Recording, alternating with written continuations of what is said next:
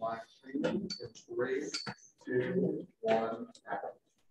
Good evening. Tonight is Wednesday, February 16th, and this is the Hendrick Hudson School Board of Education meeting. Can we all rise for the Pledge of Allegiance?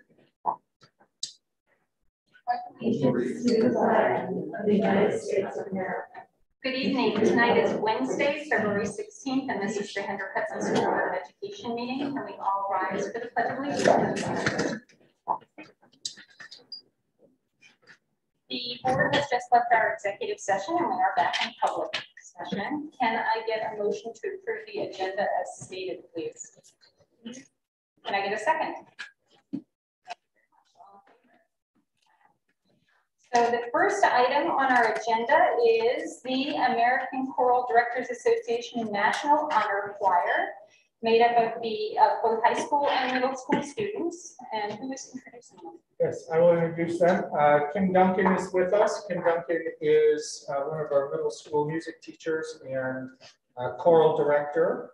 She was going to be joined by our high school choral director, Erica Demmer, but she couldn't make it. So Kim and Erica chaperoned and worked with a number of our middle school and high school students to attend the American Choral Director Association National Honor Choir, which performed last weekend in Boston, Massachusetts. So I'd like to invite Kim up to tell a little bit about their trip, about how the students were selected, some performances and workshops they were a part of, and then I know we have some students who might sing a little ditty for us. So thank you, Kim. Take it away. Good evening, Mr. Hawkwriter, Dr. Miller, Mr. Catalan, and the Hendrick Hudson Board of Ed. Thank you so much for inviting us to be honored tonight. My name is Kimberly Duncan, and I am the Middle School Choral Director and K-12 Music Department Leader.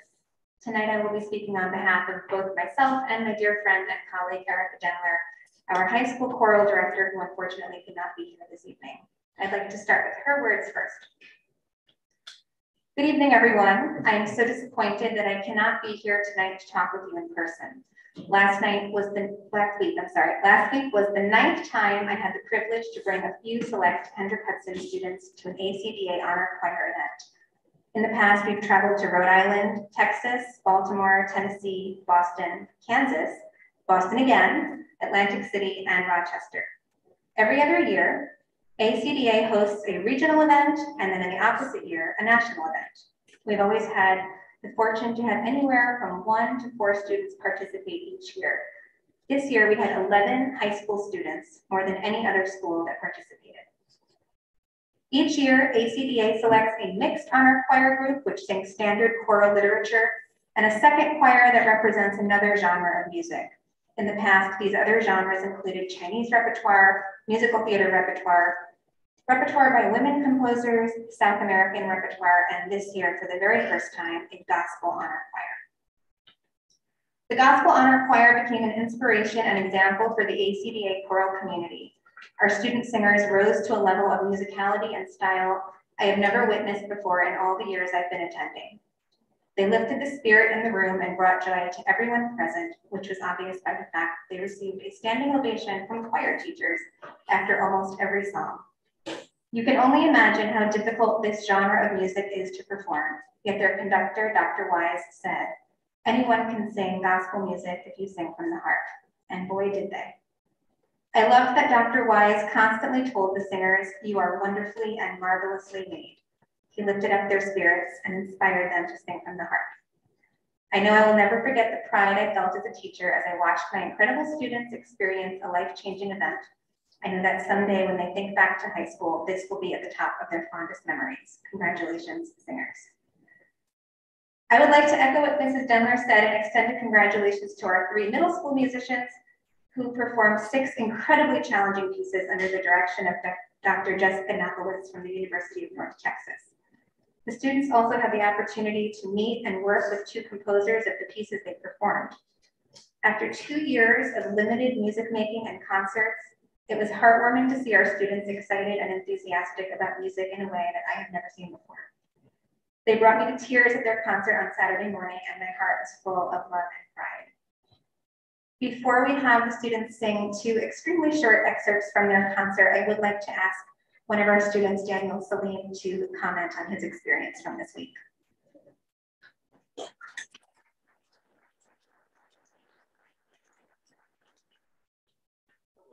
My name is Daniel Salim. I am the president of the Hendrick Hudson High School Student Government. I am a senior leader within the Hendrick Hudson Harmonizers. I'm the president of Menso Forte, and I am an actor within the Hendrick Hudson High School Drama Club. I think that the most principal event and the most principal lesson that many of our students have taken away from our trip in Boston is that music has this incredible power to bring people together. All my life, ever since I started middle school and ever since I started music within elementary school, taught by Miss Corellis, who taught us that all things shall perish from under the sky, I have learned that music is a community where people can come together, no matter their background, and share something that is very, very beautiful. I went to the All-State Chorus this December, where I met the co-chair, Mr. Dumas, who actually is friends with Mr. Hochreiter. So that is just a great example of how people within a state, within a nation, can come together under the voice of music and sing something and create something beautiful that we can all appreciate.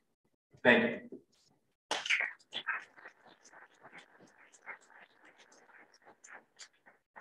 We have Addison Valentino, Alex Numeron, Eden Akhtar, and Alice Belkin from the Middle School Honors Choir performing In the Heart of the World by Bob Chilcott.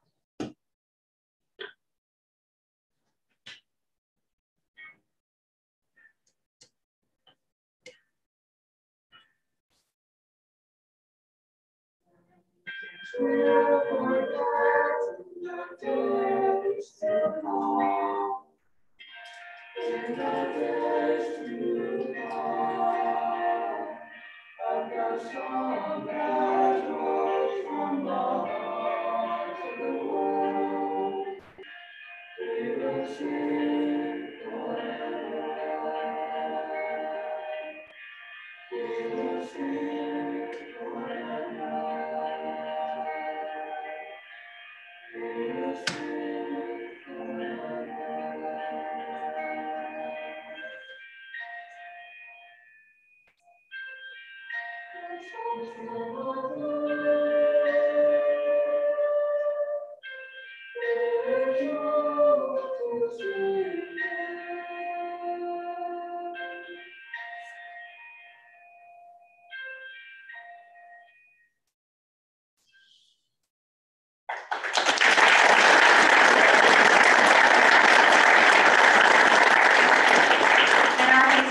Will be under the direction of student Sophia Sklar.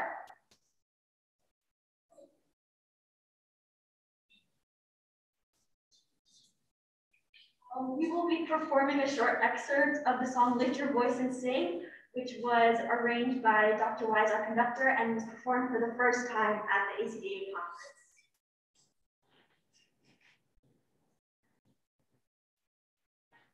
conference. Together.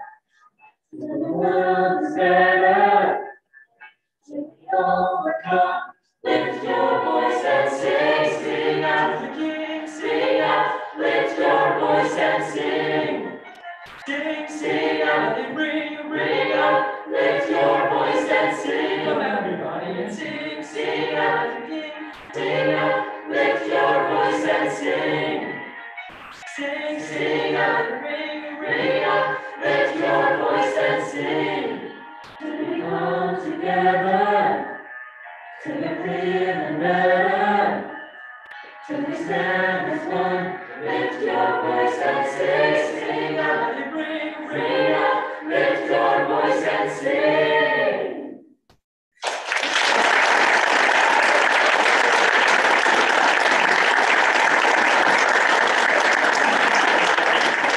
Thank you very much.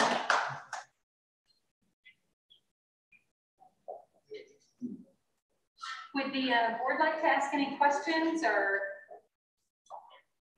any comments for our chorus students? I just have one comment. Okay. That was awesome. That was really good. He would stand.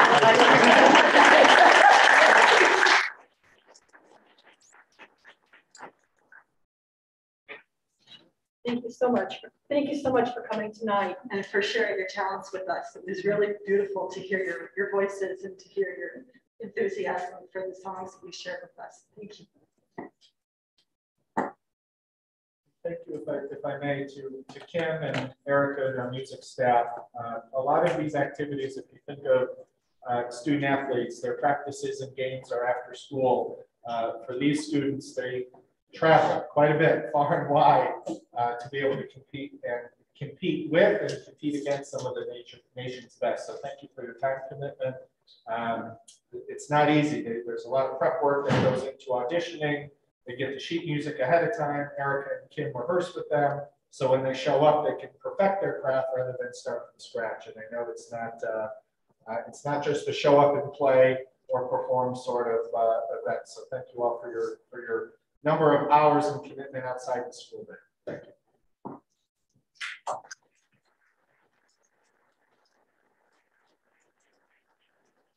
I'm just going to echo what everybody else has said already. Thank you for taking time out of your evening to come and join us. It is really wonderful to see the incredible talent we have here at HUD. So thank you again. Thank your parents for letting you have this time with us tonight as well. Well, thank you. If you would like to stay for the rest of the meeting, we'd be happy to have you. If you would like to exit so that you can go and do your homework and other things that you might like to enjoy at home, please feel free to do that as well.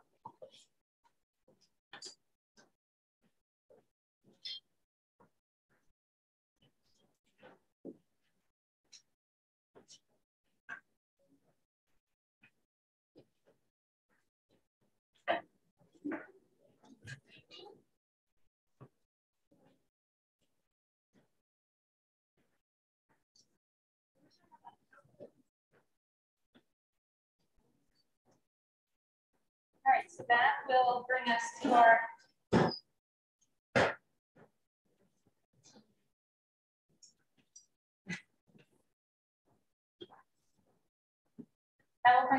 consent agenda this evening. Does anybody have anything to pull from our consent agenda? Yes. Item 4.3 fiscal. Item 4.3 fiscal. Oh, sorry, I didn't use that. That's item. Well, 4.3. That's still not working. Okay. 4.3 fiscal. Jen, you have something to pull us off? I'd also like to pull 4.4 personnel. Does anybody else have anything to pull this evening? So can I get a motion to approve the consent agenda? Can I get a second? All in favor? Aye. All right, so items pulled from the consent agenda. 4.3 is our fiscal section. This section does contain contract agreements. We cannot discuss contract agreements in public session. Were there any questions on anything that were not related to contracts? No. No. All right, thank you. So can I get a motion to approve fiscal 4.3? Can I get a second? All in favor? Aye. All opposed? Thank you.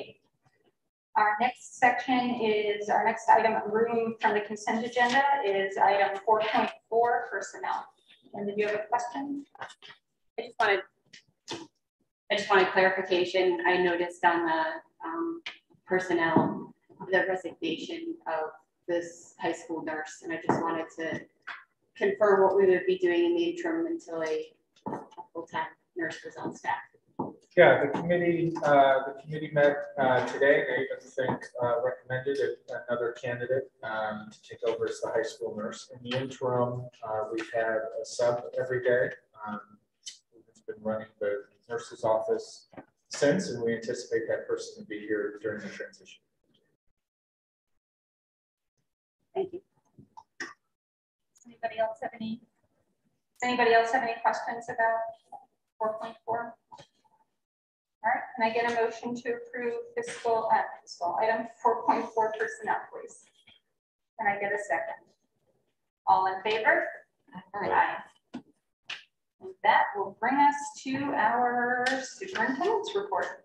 Yes, I'd like to invite up Janet Rose and Diane Hughes. Janet and Diane are teachers of ours at Furnace Woods Elementary School.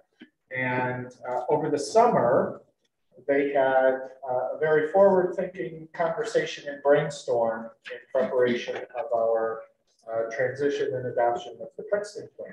And their idea gained great traction, was discussed with their colleagues and the principals, 3 elementary school principals. And the other day we did a write-up and put it on our website and Facebook and had some pictures or videos. But I wanted to invite Janet and Diane to share a little bit about how their brainstorm became reality and offer some perspective in terms of preparing for the Princeton plan and some of the activities going on in their classroom. So ladies, welcome and take it away. Everybody. Yeah, so we were asked to talk about the Pen Pal project. Janet and I have worked at Furnace Woods. We just realized 30 years we started together in 1992. So we're the old timers, and this is our last year as a K-5 building. So over the summer around Chris Canane's pool, she retired. We tried to figure out what are we going to do our last year. How are we going to, make it a great year as a Furnace Woods family, and how we're going to bring all the schools together. So each month we thought we would do one activity as a whole school, and also one activity as just a staff. So February we decided was a good time to do pen pals, and we thought let's do it with the whole district. How can we bring everybody together, get to meet the other kids before they all end up meeting next year anyway. So we thought it'd be a great idea. We brought it to our principal. She brought it to everybody. Everybody loved it. And we just started. So we just sent out the letters, and Jenna will talk about what's happening in each of the grade levels. Yeah, so grade levels, we all talked at our grade level meetings of what we wanted to do as a grade level. So kindergarten has a buddy in another school, and they're exchanging their self-portraits and other ideas and thoughts throughout the year. First grade wrote Valentine pen pals, and they talked about what they liked, and they took pictures for each other, and I'm going to do some more activities across the district with them. Second grade, they were sending Valentine's greetings to students in another building. Third grade sent it by email, and they talked about their favorite things to do on snow days, and they sent class photos. The fourth graders were paired with a class from another building, and they started with a Google Meet to introduce themselves, and then the children are writing letters to their pen pals, and they're hoping to write several letters back and forth over the next few months. Fifth grade students were paired individually, and the pen pal letters were sent for Valentine's Day, and the kids love sending and receiving the letters. New letters will be written now and be sent after the break as well. And it's been great so far. The kids are liking it. One way to bring us all together, bring all the kids together. Fantastic, thank you. Does anybody have any questions or comments for our wonderful teachers? Just an ingenious idea. Yeah, absolutely. Yeah. Thank you guys. Thank very you. much.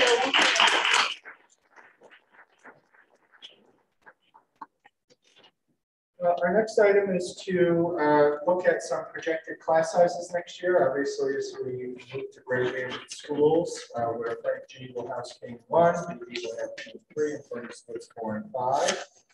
This is a document that our team looks at daily, if not hourly, and making adjustments in terms of students who are moving in or moving out of the school district. So a number of important data points here, and this data is as of today. I'll start at the bottom right-hand corner. That number, that right-hand column talks about how many class sections we have today. If you walk through our 3 elementary schools, you will see this many first grade, 10 kindergarten, so on and so forth, for a total number of sections of 53.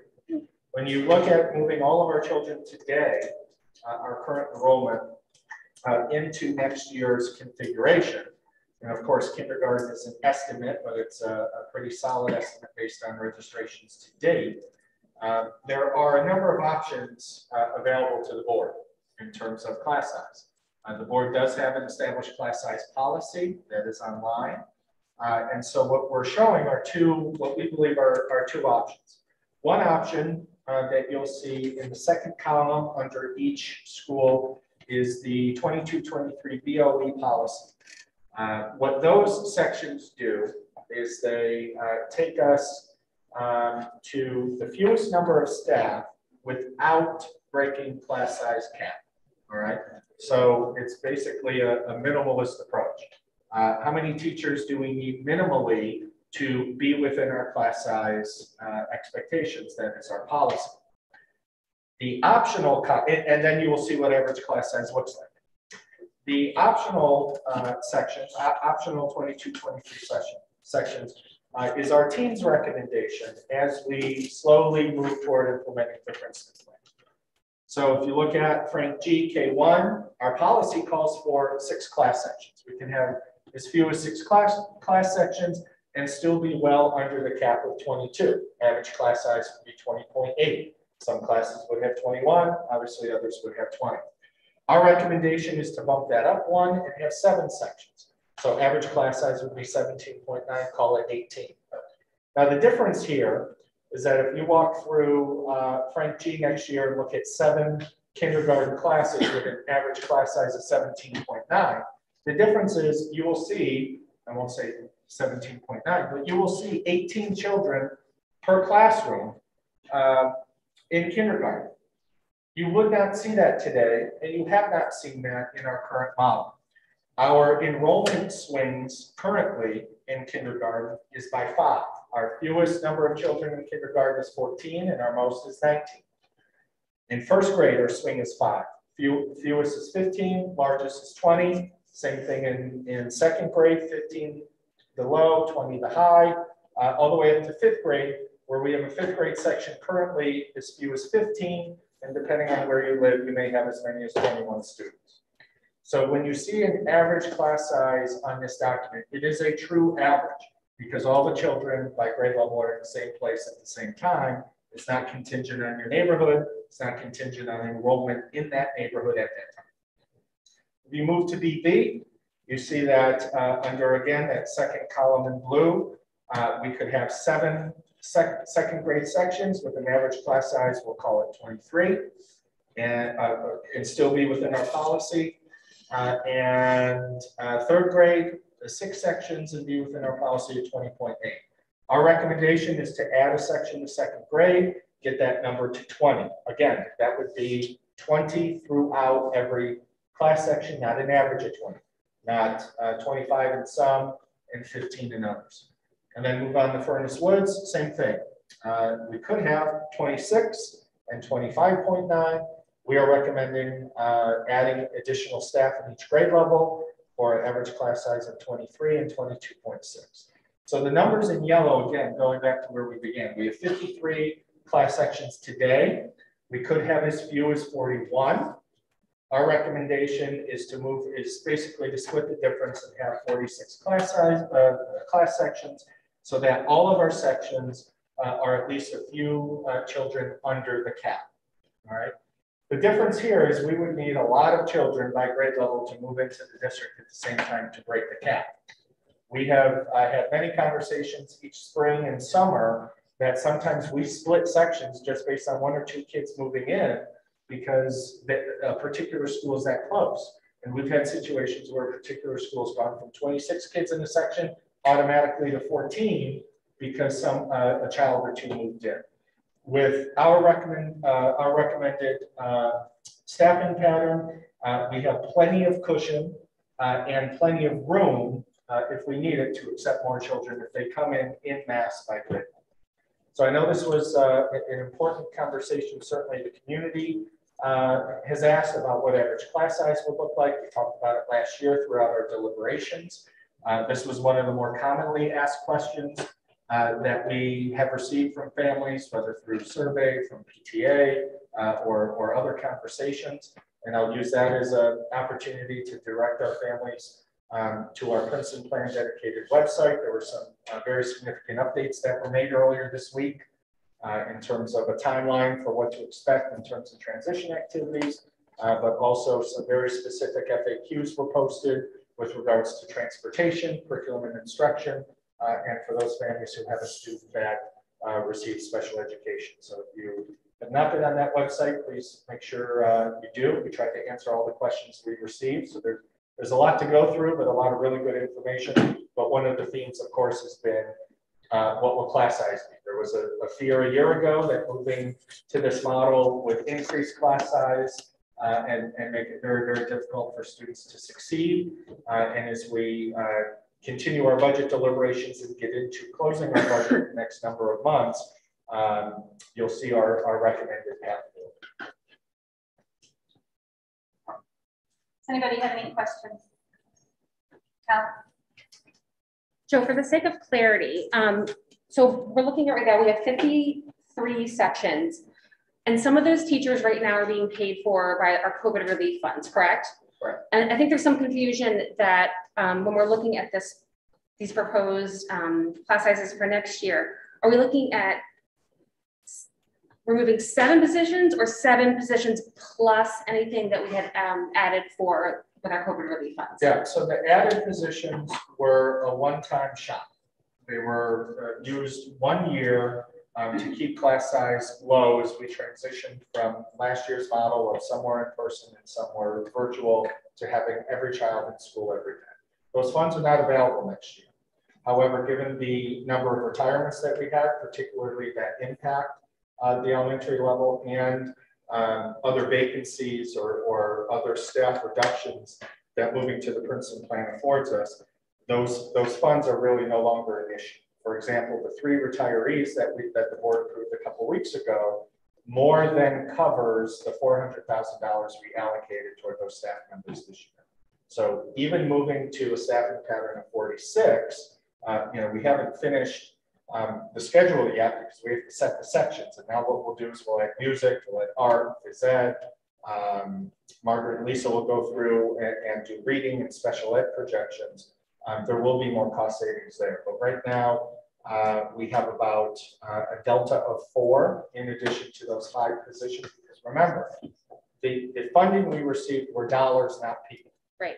So when we received that funding, we were able to hire staff that were less veteran, so they were lower on the salary schedule as opposed to those who were retiring and we're not replacing or almost more than double the outlay for the district. So we can't look at it as bodies, we have to look at it as dollars to dollars. So moving from 53 to 46, we'll still save significant dollars. If we went all the way to 41, certainly the savings would be greater. But I think the educational impact, especially a conversation we have had, and transitioning from a pandemic to an endemic, we believe it's educationally sound to only move to 46, but the funding is more than taken care of with the retirements. Thank you. I was just wondering about the FAQ and how those questions were determined. It was linked to the PTA survey, I believe, or yeah. So we partnered with the elementary PTA members in the late fall and early winter, and they provided a survey to families. They asked sent a couple of reminders, and I think we received a little over 100 responses, and it was open-ended. So we categorized the themes and the topics and tried to organize the questions into most frequently asked. It was a month ago, it was in January, I think January 19th, I presented the themes of the survey and said our next step is to get inside of those to start answering questions. So over the last number of weeks, our team has been going through those with principals and we posted them today. So all of those questions were derived from a survey that came from elementary parents, from a survey they completed anytime between December and early January. Thank you. This might be more for Kate. I don't know if it's for maybe both of you. But one of the things with the Princeton plan is we were going to have a certain amount of savings. I think we talked about $2 million savings for 14 teachers over the course of 2 years retiring due to attrition and just not being replaced, right? So now this number seems to be lower than that. But again, it's you talk about dollars to dollars. So how does this plan impact that overall savings that we were hoping for? Yeah, so for purposes of developing our budget, we had to put a minimal number before we came to you. The number that Enrique will share when he gives his budget update includes 46 teachers. All right. So when you look at one of his final slides, talks about projected budget increase, potential tax increase, that's with the 46 and the savings from the 46. What we will do if we move forward with 46, we will, as I said, we'll finish the schedule and look at all of those other staff members that are part of staffing and scheduling in the elementary. When we talked last year, we talked about all staff that impact elementary, not just classroom teachers. We're starting here with classroom teachers because certainly people wanted to know what average class size looked like. So in a half hour from now or so, when Enrique goes over his latest budget, talks about different updates we've received since last time, make sure that you know it includes the 46. Okay, so we'll see how that compares to the original. Yeah, look, when we were here a year ago, we weren't thinking of going significantly beneath our class size cap. You know, we were looking at moving all of our children from the one model to the proposed, and a range of what the potential savings could be over a number of years, budget to budget. We have clearly heard from families. We've clearly heard from families about the transition and the significance of the transition, not just from a physical plant standpoint going to a new building, but everything related to the pandemic. So this recommendation does not have us meet our financial goal year one. We will reach it, but for educational opportunities and being able to reduce class size across the board by almost 2 kids per class, we're stating that we may need to lead with that, and the finances will continue to catch up in the end. I mean, obviously, you know, class size is important, but we also need to get around financials to get those savings. So just for clarity, this is a proposal for year one, and then we look at it again as far as class sizes and caps for year two and forward. So that's when we might capture more, if not all, of the savings, unless the board at that point decided to revise the cap sizes for the classes. Yeah, one of the, what we talked about last year was the wild card was the number of retirements we would receive versus non-retirements. And, for example, the savings to the district of someone retiring and not replacing versus not inviting someone back is double. It's almost $200,000 compared to $100,000. So, the models last year, that's why we always have a range, because we never know who would retire in any given year. Anybody else have any questions about the class sizes, teachers, anything? Okay. And just while we're on that, make sure you see our timeline graphic that we posted. I know that was important for folks to understand what to expect and when. So you see it's online as well, and it's actually on our banner or ticker on our website. But for what students and parents can expect over the next number of months, as you heard Janet and Diane mention, that the teachers are meeting regularly to plan some of these events. Margaret is meeting with the elementary principals. The principals are meeting with their staff. So over the next number of weeks, each principal will share some of the specifics with families and students about touring the schools, what to expect, questions, those sort of things. So these are really important milestones for us to meet to make sure everyone's aware and comfortable with the transition. And our last update is an exciting one. Before we go to the last update, can I make sure we have no questions about the timeline? All right. Our last update is an exciting one and nerve-wracking. It's there's a sense of urgency here. A year ago, the state budget was approved a little bit late in the game for us to allocate funding toward developing or supporting a pre-K program. So again, this year, our school district has an allocation of $183,000, a little bit more than $183,000, with the potential of educating 34 children full day for pre-K. The difference is that these funds are baked into our foundation aid. For many, many moons, UPK, Universal Pre-K, used to be a grant that you would apply to, and it was a separate funding stream. You would apply to the state, you would say, here are our demographics, here's our need, here's how many children we want to serve, and the state would approve the plan and then give you the money. And oftentimes the district had to front the money first and then get reimbursed. What's different is that the money is baked into our foundation aid. Problem is, we can't use this $183,000 for anything other than pre-K. So we can't use it to buy a school bus. We can't use it for curriculum and development. We have to use it to support a pre-K program. If we don't have a pre-K program, the state will ask for that money back and we will write them a check. So that's what's really, really important here. This is an entitlement, it's not an ask. The money is baked in, and we have to follow the rules to use it as opposed to ask for the money, all right? So we'll go to the third slide. I'll let Margaret take it away from here. She's been closely following this, and then we'll wrap up with an overview and potential timeline. So basically, a lot of what Joe said is going to be repeated in the next couple of slides. Districts were allocated the money in their budget. We did not have the expansion grant that we had last year, so we will not have to file separately for this. We did, as all of you know, we did try to get something off the ground last year with local collaborators, and at the end, that process fell apart because, believe it or not, there are very strict guidelines for folks to partner in pre-K with the district, and unfortunately, local collaborators could meet some of those needs on that timeline. I know some of them are hoping it will come around that this year, so we'll see. The funding formula is statewide.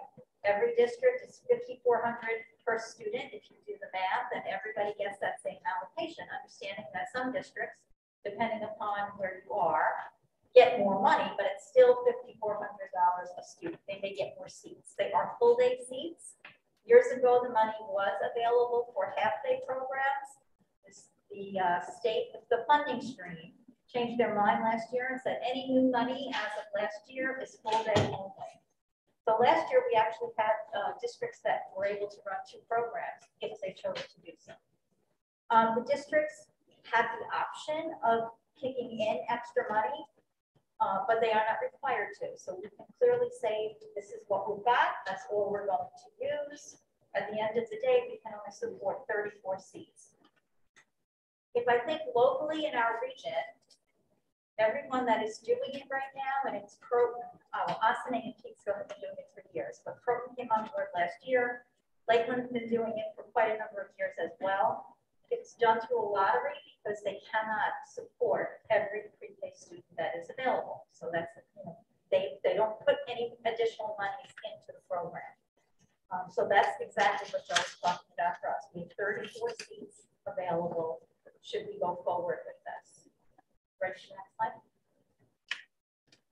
So if we were to build the program in-house, and remember, we are required to put an RFP, a request for proposal, out to the community and provide a 10% side deal with them. So they would get, I can't say 3.4, I'll say 3 or 4 seats that they would take care of in their facility. If no one comes forward that is qualified to collaborate, then we're able to take that back and we would have all 34 seats. But the district is required to seek collaboration in the geographic district that we live in. So we would have to go through that process. The housing in the school system obviously would be a Class G K1 building. This would become a K1 building. 2 classrooms, 2 teachers, 2 teaching assistants. The regulations for pre-K or a teacher and a TA for 17 students. If you go over that, you have to add a TA. We would not be looking at going over that because 17 and 17 is the 34 seats that we would be allotting with the funding. So if we are fortunate enough to build this program, outside of issuing the RFP to the community, which is a big step, We would also go out to our parents and invite them to participate and to submit an application. And at some point in the coming weeks, we would run a lottery system to choose who those 34 students are. We would let parents know that they were selected. At the end of the day, some parents may choose to change their mind at the last minute. And then we would go down the list of how the lottery placed kids 1 through, I think we ran it today, Carmen, we have 62 available children right now, and that number can change, who will be turning 4 by December 1st of 2022. So same cutoff as kindergarten. So those parents would reach out to them. We have a couple of sets of twins, and we would make that lottery happen. And then what's the pre-K experience that we're looking to build in the district? You know, we absolutely, since it's full day, we would want our children to have specials. 40-minute special is a little much for a 4-year-old, so we probably run 20-minute specials, get them outside a lot. We have very talented staff that I think has been dreaming of this for a long time. And probably they already have schedules in their head of what that day would look like. So I think it would probably be a very fulfilling experience. But again, next slide, overview and next steps. Money is there. If we don't use it, they take it back. We took it back this year very quickly. And as Joe and Enrique have been consulting, the requirement for the district, in addition to the $183,000 that we were gifted, we would have to probably put in about $80,000 to get the program off the ground. And that includes staffing, new furniture and equipment for 2 pre-K rooms. And then there at last is the timeline. We're looking to see if we can have the Board of Education approved by March 18th.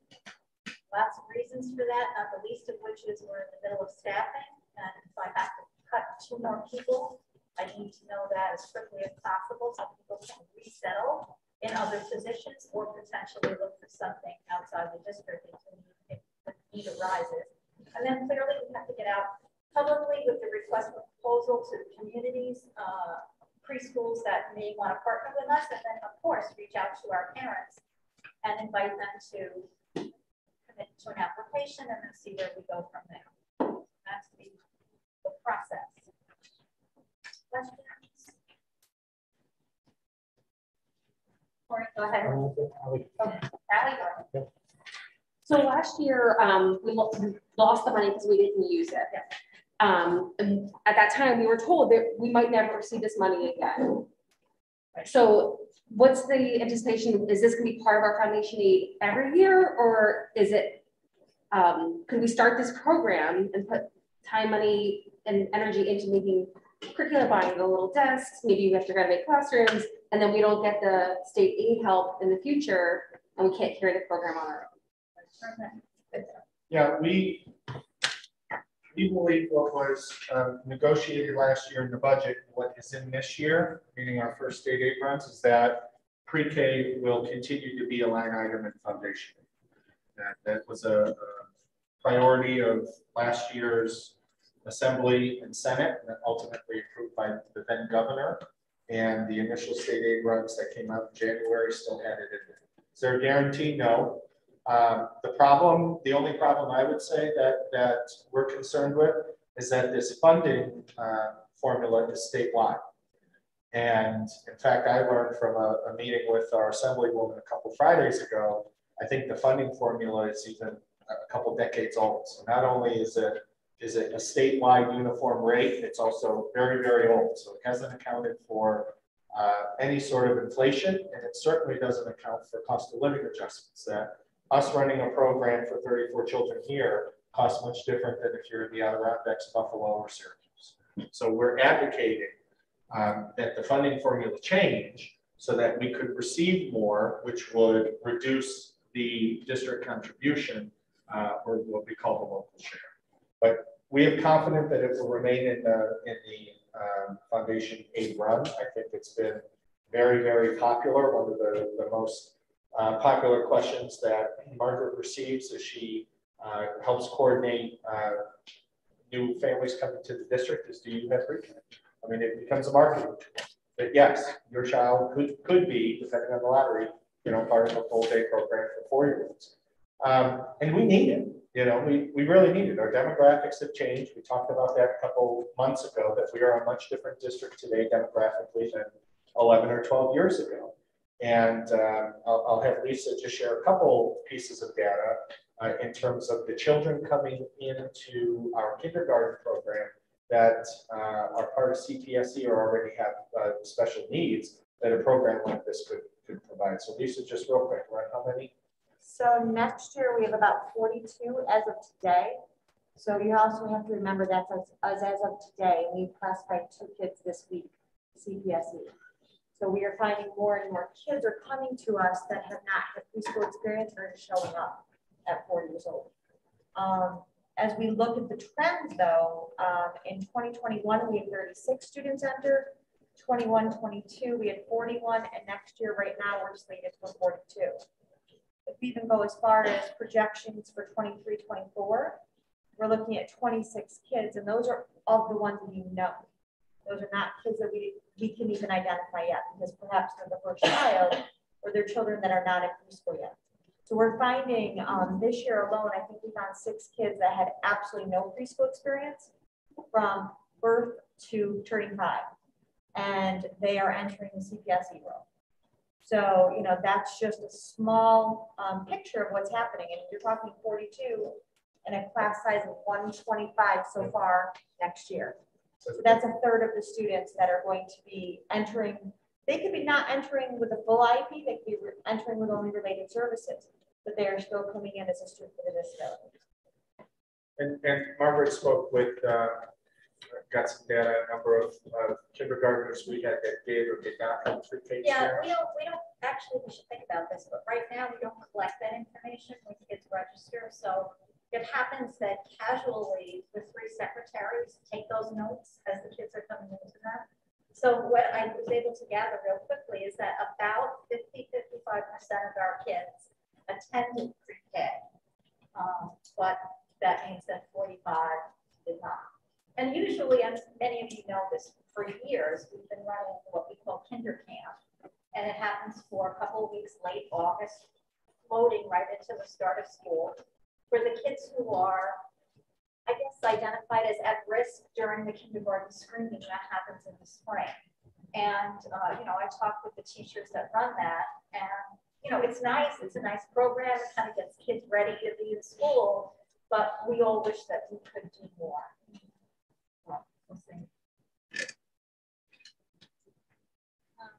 I think Corey was waiting, and then Jen, and then Bill. So I just have a couple of quick questions. So the first one, so I remember when we last reached out to providers in the community that nobody responded, right? That there were 2 responses. Okay, so last year we had 2 local preschools who were initially interested. The bar is high in terms of what the state requires of private providers. And at the end of the day, they both had to back out for 2 different reasons. Okay, so we had no one that could be provided. Is there any reason to think that that would change this time around? One of the 2 providers was very keenly interested in partnering with us and is looking forward to an opportunity in the coming year. So I think they'd be excited about this. However, if we do go that route of starting the program, it lessens the number of students that receiver would take on.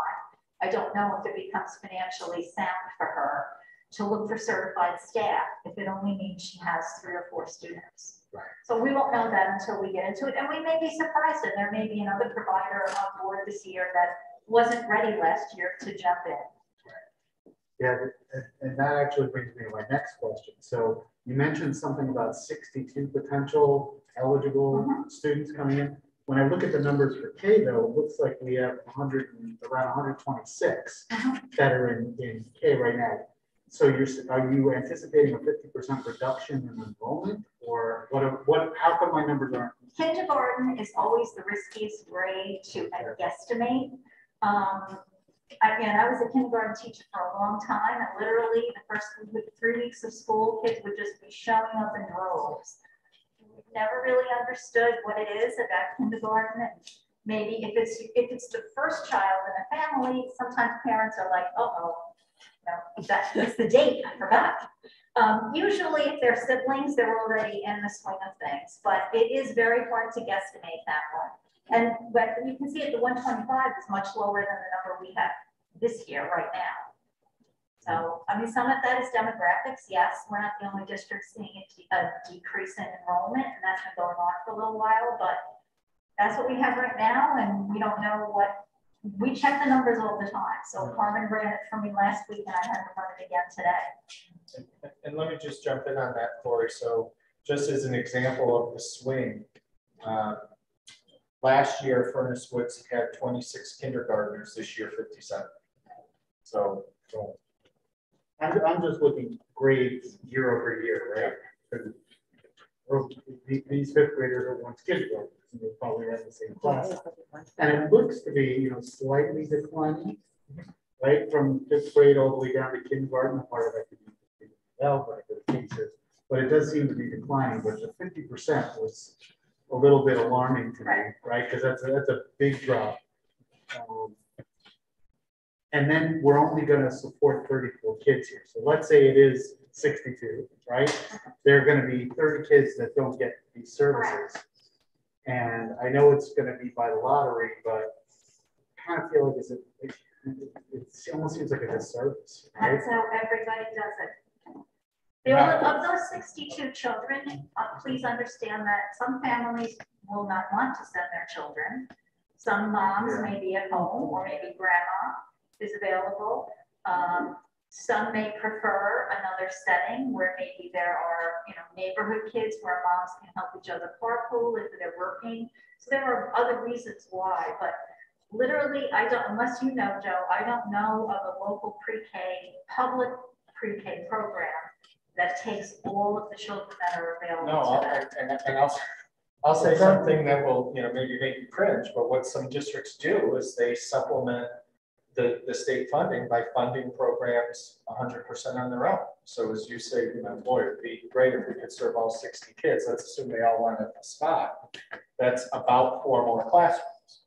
So we can give you a price tag to say, Hendrick Hudson is going to have pre-K for everybody. The state, we're going to use the state's 186 to get us started, but we're going to have pre-K for everyone. I'll go a step further and say, it was one of the conversations we had last year contemplating the Princeton plan was we can look at savings from the Princeton plan in a number of ways. Decrease fixed costs going forward, and we'd be able to prove that, current model versus Princeton plan, or and use those savings to create additional programs that we wouldn't be able to create within our existing infrastructure and budget. So I could say that if the Princeton plan, this round numbers, is going to save 1.2 million a year for argument's sake, and we want to use 400,000 to have our own pre-K program. Okay, we're not saving everything we said, but now we've just built a program that we otherwise wouldn't be able to afford.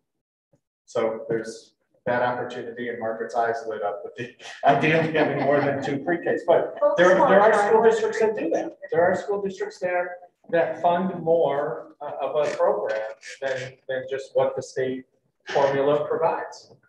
And that is an option.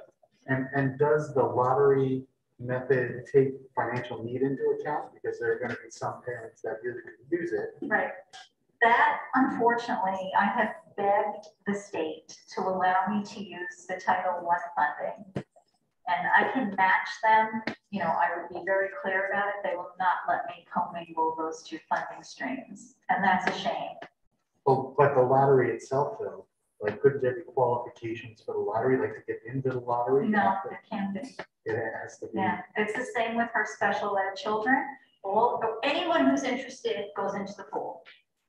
So you also have to remember that some of my students go to a full day special ed program, so they wouldn't even participate with Margaret, right? So let's say I have 5 to 7 of them. I also have families that are coming into kindergarten next year. I know right now 4 families are not sending their children. So of this 42, we can take 4 away, But again, that's not a huge number. So we're talking about a large number of students coming in. But I do have quite a few kids that go into a full day program, and it's easier for parents. They'll send them to the Bronx. They'll take them with them to work. And then we find providers there. So sometimes it's a little bit easier for our families to go to where they work and take their child with them as CPSE kids. Okay. And they may be in the 62 kids. Yeah. Right. So it may end up even being more reduced. It's really hard to know, and it's not an ideal situation. We all wish we could just say we'll take whoever comes, but right now it would be a starting point, let's say. Thank you. Jen, I think you're up. I was going to ask that title. Too bad. Bed. Oh wait, one question though. So would you eliminate kinder camp and if Yes. you had okay. Yes.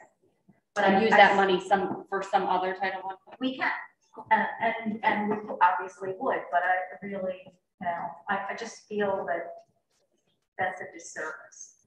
Yeah. Thank you. So continuing on the same questioning with providing pre-K for all students. Lisa, you're saying that you're providing additional services in kindergarten. If we provided pre-K for all students, in addition to being a phenomenal educational benefit, are we potentially saving money in the kindergarten programs by we will probably have a less need for additional services because we'll be better prepared and more on track. So could we look at the potential savings of reduced services in kindergarten and maybe allocating that to a full-time pre-K? Yeah, for the benefit of the education, and it might not be as expensive as we're thinking.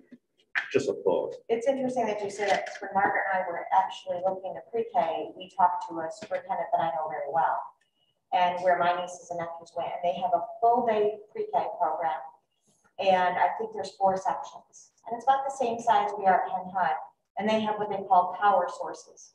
So your power sources are your speech, your OT, and your PT, and they actually circulate more with every child. So the classification rate when kids are entering kindergarten is much lower. And they've actually found a little bit rise in their test scores. So they're doing a lot of early intervention with their peers, with the team that we have in place. So we know our team is strong. We have the best providers. The best providers are working with them all day long. They're in the school. That would cost more, I think, in the end, but it would save us probably on the back end. So you'd have to look at the number of related service people you have, the number, you would need a special ed teacher dedicated to the program because you want to do an integrated special ed. It typically would not be an ICT, it would be a pullout. I used to do that when I did my first rotation as a student teacher. I was in an integrated preschool.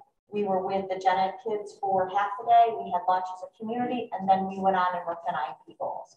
So there's different ways you can structure it. Would it save us some money? It probably would in the long run. We do have about 20,000, I think is what is in our preschool grant that we could utilize. It would save us a little bit of money when it comes to having to pay Westchester a little bit. So part of those services we have to pay for. In the end, we really have to sit and look at a cost analysis as well as what services and where do kids grow. That's what the research says about UPK is the earlier you can get them in. And there are some, maybe not districts, but certainly I believe New York City is a program for 3-year-olds. Yes.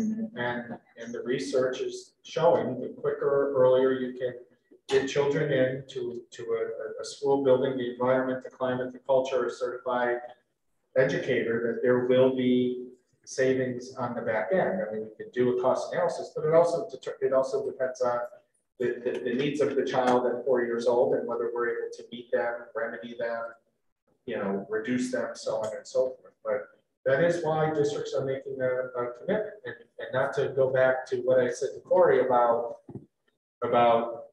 moving to the Princeton plan to free up resources, right?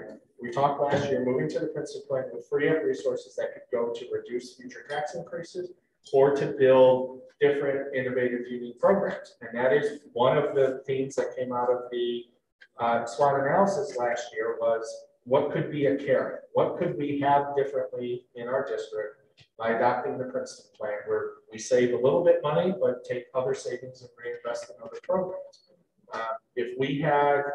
If you had said, go build a pre-K program to make sure we could have pre-K for every child, we could come back relatively quickly and say it's going to be $600,000, and $600,000 new dollars is another 1.5% to increase taxes.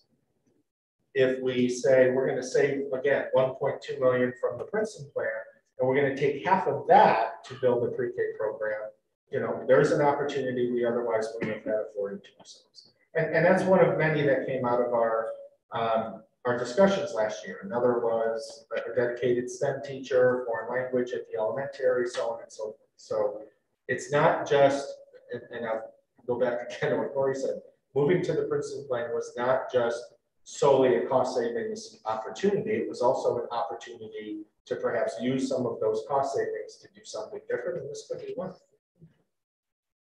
I think it would be interesting if we could do some kind of analysis. Yeah, I think the building a pre-K, the cost of that is probably very easily defined. Determining the savings of, because it's not just in kindergarten, it probably continues after that, you know, the reduction in services going forward. But if we could take an estimate of that, I think it would be good information to know.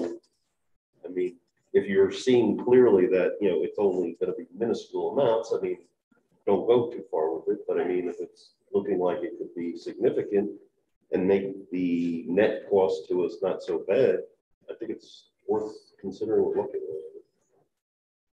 I know how we're spending our vacation. Vacation? There's a vacation. I guess so. So a lot of my questions were already answered, but there's two things left. And this isn't a question for, question that needs to be answered right now, but I would love to see an overall budget for UPK based on the 183 plus 80,000, because then we can determine, really if we want to put more money towards it or whatever, just line items on how we got to that 80,000 would be awesome. Because it doesn't sound like much money, as we discussed. And then the other thing I was going to ask, and I don't know if there's an answer to this either, but is there any idea what transportation looks like for UPK? To my knowledge, those children in other districts that go to a school building that have UPK are eligible for transportation on the normal school bus. Well, I'm gonna. They're eligible. Whether I would say they may be eligible. That might be the correct phrase, but I can tell you because I'm going through it right now with a grandchild that Lakeland does not bus. Right. So if you are part of it, you drop and you pick up. I just know we're doing a lot of changes with transportation, so this would have to work in to all of that. So I was wondering about that. On the other hand, I thought district like Tampico will do it. For Tampico bus. My two children were little and returned home. And I know that Tampico actually takes their teachers' children, even if they don't live in the district. Not anymore.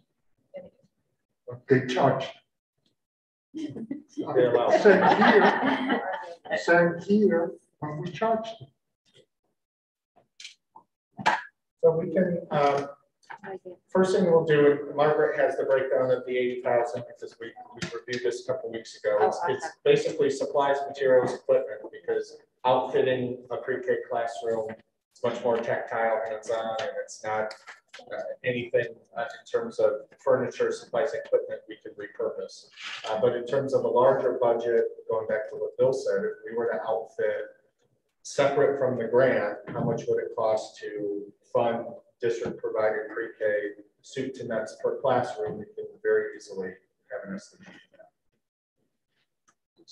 Going to the transportation, it just dawned on me, is there additional requirements in busing a pre-kindergartner because a regular bus seat might not be appropriate for them?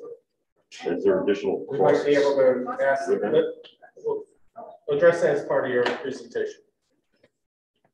Yeah, we'll have Liz address that. No pressure.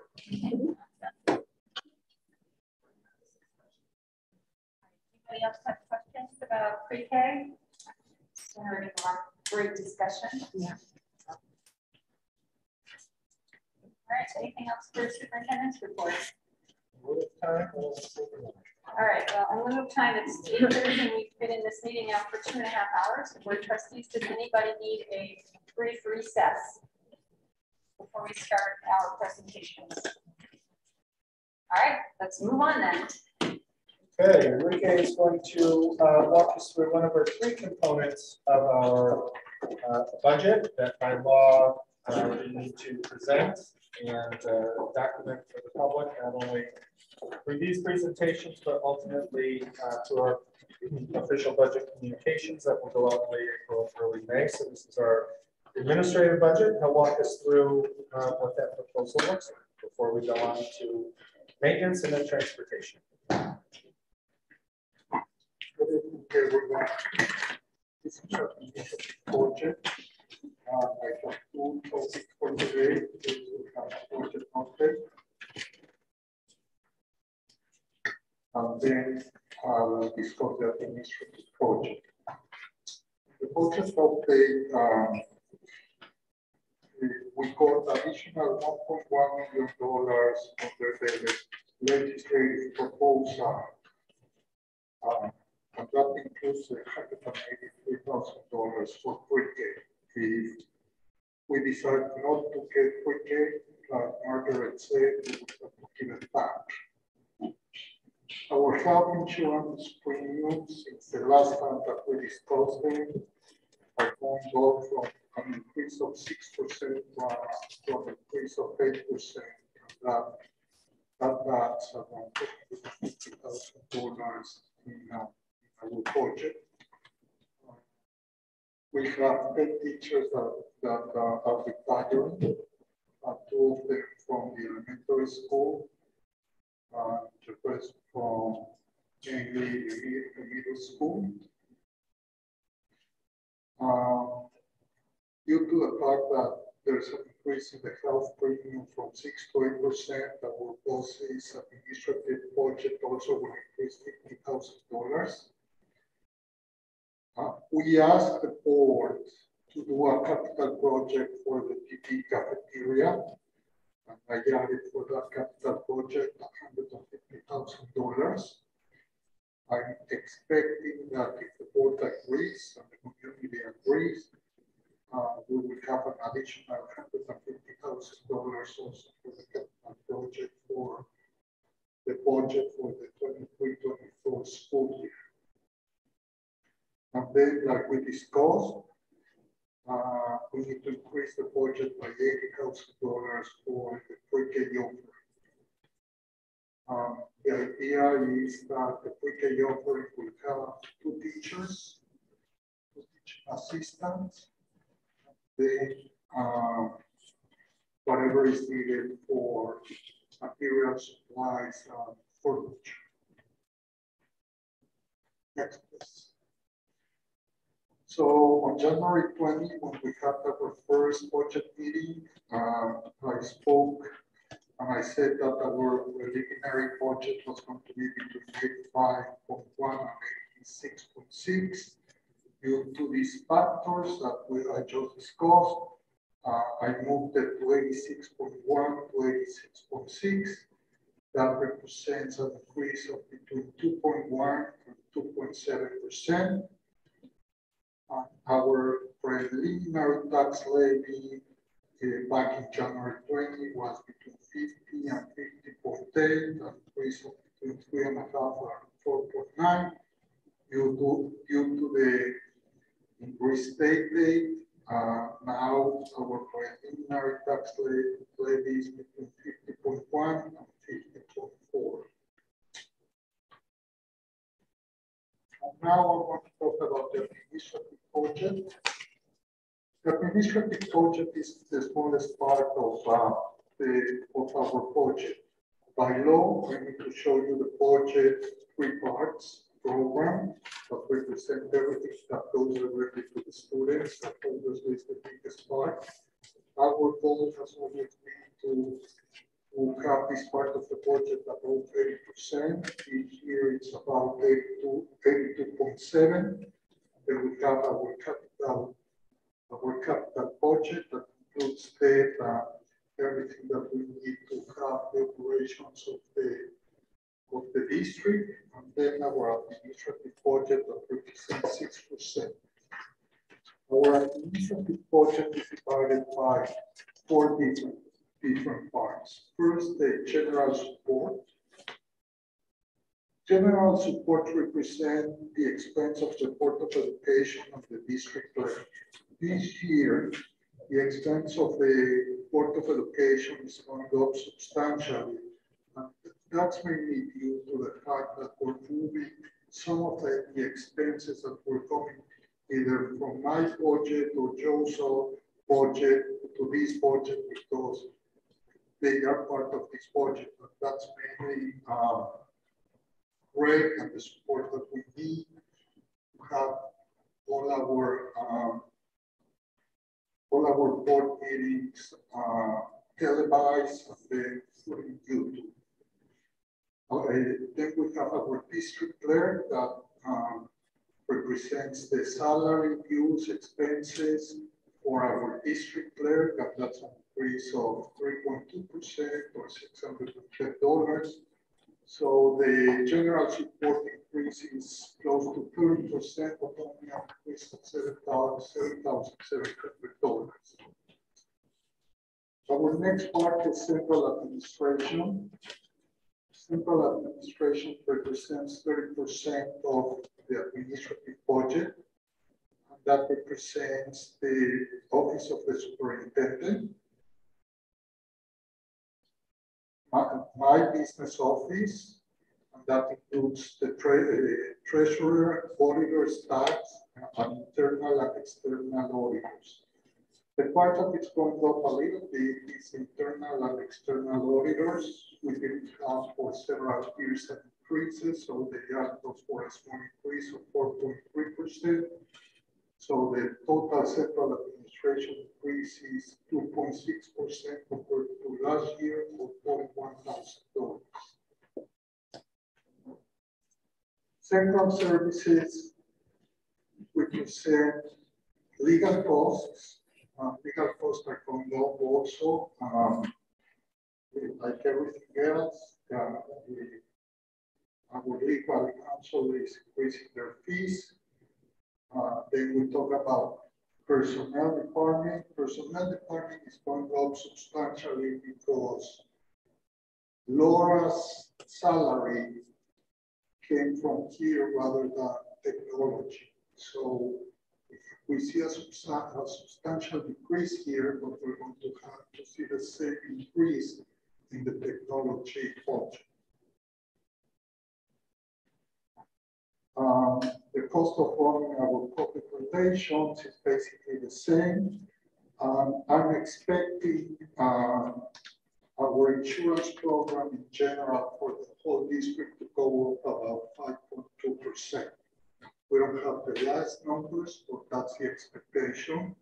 And then our policies and administrative fees are going down 0.5%. We discussed that before. So our total services are going down about 14.5% or $152,000. And obviously, that's a salary that was put out of this part. And finally, the most important and the biggest part of the administrative budget is curriculum development and supervision. By the way, the numbers in parentheses are the number of people that work in that department. So in this case, the Office of the Executive Director represents Margaret's salary and Jane's salary. That's an increase of 2.1%. Then we have curriculum and professional development. That's also a small increase. And then school district administration that represents all our principals and their secretaries. That's why we have 24. The only administrators that are not here are the administration of special ed. And that's because that's going to be part of the special education program. So this part of the budget is an increase of 1.1%. So I will make some final page is the total administrative budget. The total is an increase of $74,000 or 1.4%. That's it. Thank you to the high school and middle school art students. I received more and more art to qualify presentation, but it's difficult to pick the ones that I like the most, but they all are great. And now, any questions that you have? You have a question? I do. Under general support, the 102% that reflects Greg's help out here for board meetings, just remind me where that line item is going to be. We can look for the decrease because it's not here, right? No, for example, a portion of the office of the superintendent of my office. Okay, that's where it was. Yes, okay. That's where it was in the past. Last year and in the last probably 10 years, the amount was 6,970 because originally what I used this moment more than anything was for training for the new board members. Basically that. So we were discussing, let's set up, since this is the year where we're going to have so many movements from one account to the other one because of Princeton Black, let's clean all the account codes and put the expense where it belongs. Okay, thanks. I just couldn't remember where it was coming from. Thank you. Yeah, it's not your salary. I have one question on the capital project for the BB cafeteria. So when I toured that with Anthony, one of the issues is we didn't know what was under the cafeteria. Right? It might be bedrock, it might be concrete, it might be nothing. We didn't know, and it sounded like 150 to me was a very low estimate. No. You're right. It's not close to maybe 150. I think the architect sent us like 1.1 million. That's what I was hearing. No, but that's because most of the money is going to come from the cafeteria fund.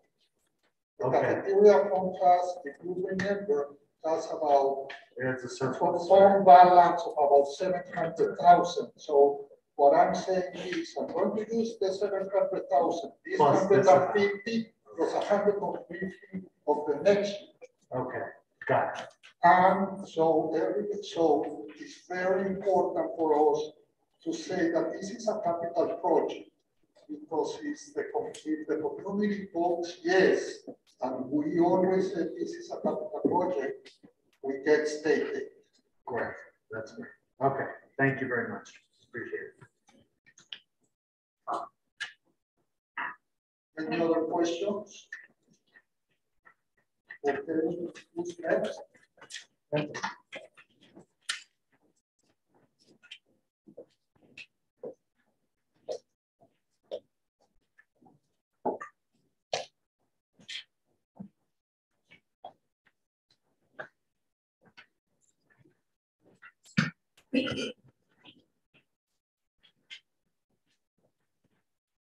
Good evening, everyone. I'm the Director of Facilities of the school district. I'm here to present the facilities operations and maintenance budget for the coming year. We usually try to start off the presentation talking about some of the cost drivers for the district and where we get to our fees and the things that really drive my budget. Usually it's utilities and a couple other things.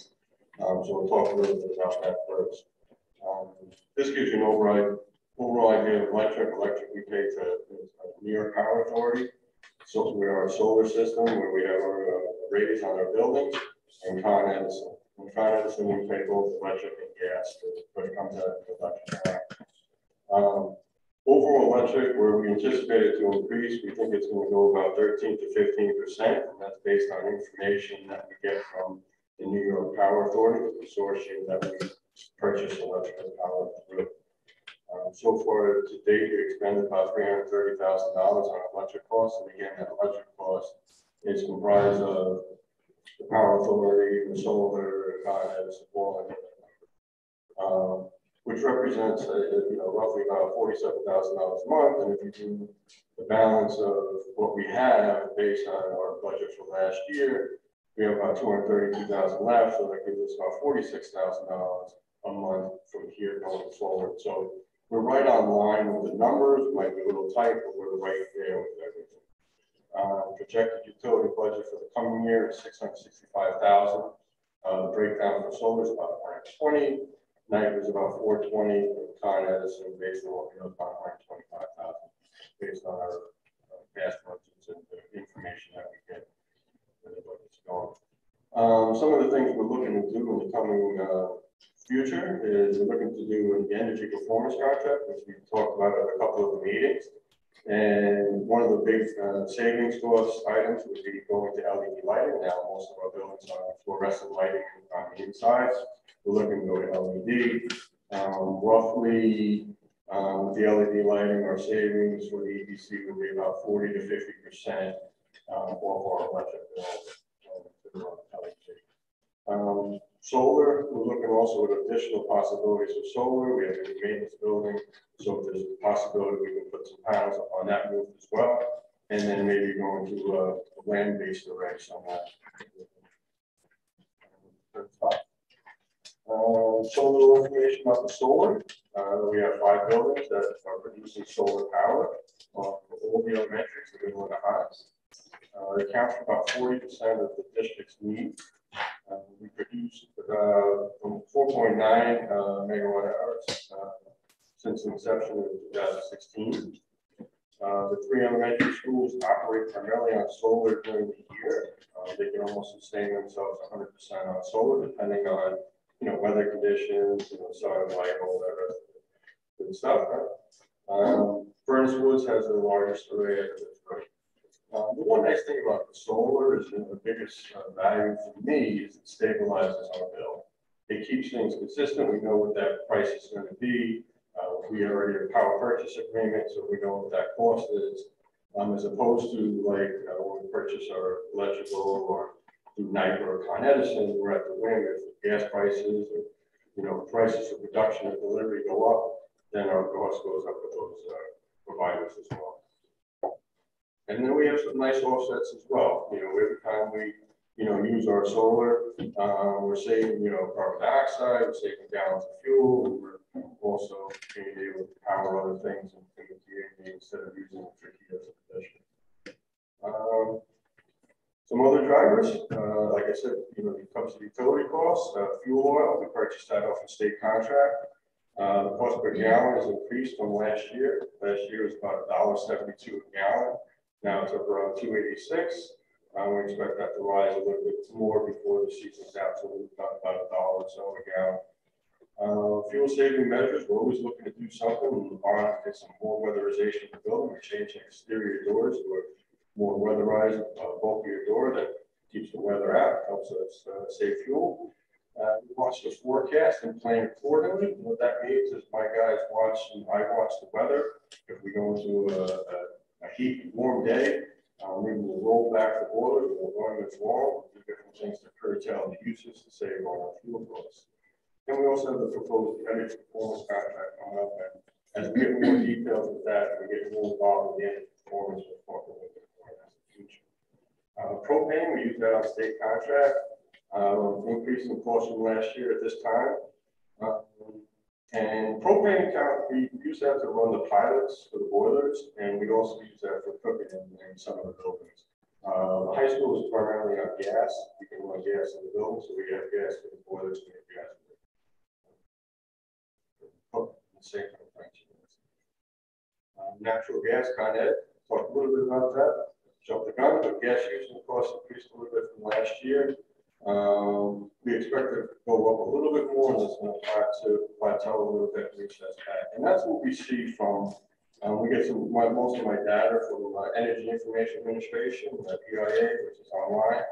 And I download data from there and I look at trends in different ways of those utilities jumping through the cost cycles. Next slide. Now we're going into the numbers. Instructional salaries, we anticipate that to go about 73,000, which represents a 2.5% increase. Equipment, utility, we're going to keep that the same, zero. Contractual services, we're going to take a little bit of jump in that, jumping at about 35,000 to 28%. We have a couple of things that come around every so often, and one of those things, we have an ADI, we have an Hendrick, we have some other contract services that we have to do, some inspections of our elevators every so often, so those things jump up our costs. We anticipate that to roll back though after this year, and then we'll reevaluate that when we get to contract services. Also has to do with our boilers, has to do with our gyms, inspections, different kinds of things that go inside of our buildings. We've also seen an increase in our supplies, contract services, professional services. It's just where we're going right now with a lot of different things, trying to get supplies to my buildings and trying to get materials in the buildings. I'm seeing an increase in cost, so I think that's what we're there as well with some of these contractors when they give me pricing. Insurance, that's going to go up a little bit, about 5%. I think we touched on that. Maintenance contracts, maintenance guys come in and they do maintenance inside our buildings. We're adding a little bit more money in there. It's about 5.9% increase. Professional services, we're taking a little dip in that. We had some professional services, architect, engineer services that we needed to do over the last year, and we're rolling that back a little bit, about 4%. Materials and supplies, we're jumping that up a little bit. Again, material costs, supply costs, it's not up a little bit, so we wanted to just put a little more money into that as well. Oil, we moved that a little bit. We tend to think that that's going to go up a little bit. So it represents about a 3.2% increase. Electric and gas, we touched on that when we talked about the drivers. We had put an 18%. For electric, gas, and water, there's a slight increase in those because we added a new building. So we have a new maintenance building. So we have water with that. We have electric with that. We have gas with that. And water for that building also ties into sewage. So all the water that's coming out has to go back. So I have to pay when it comes in, and I have to go on the back end when it goes back out again.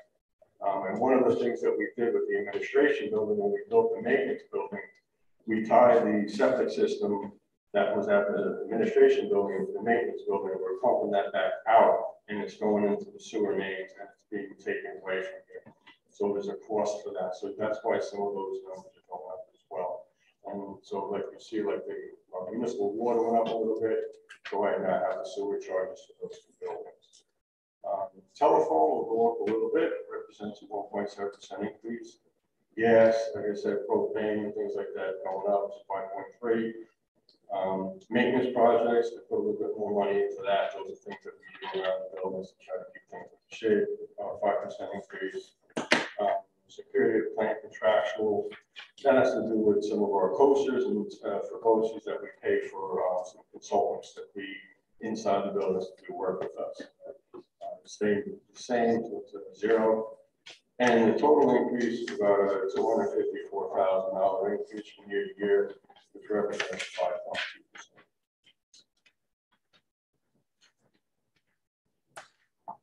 Questions?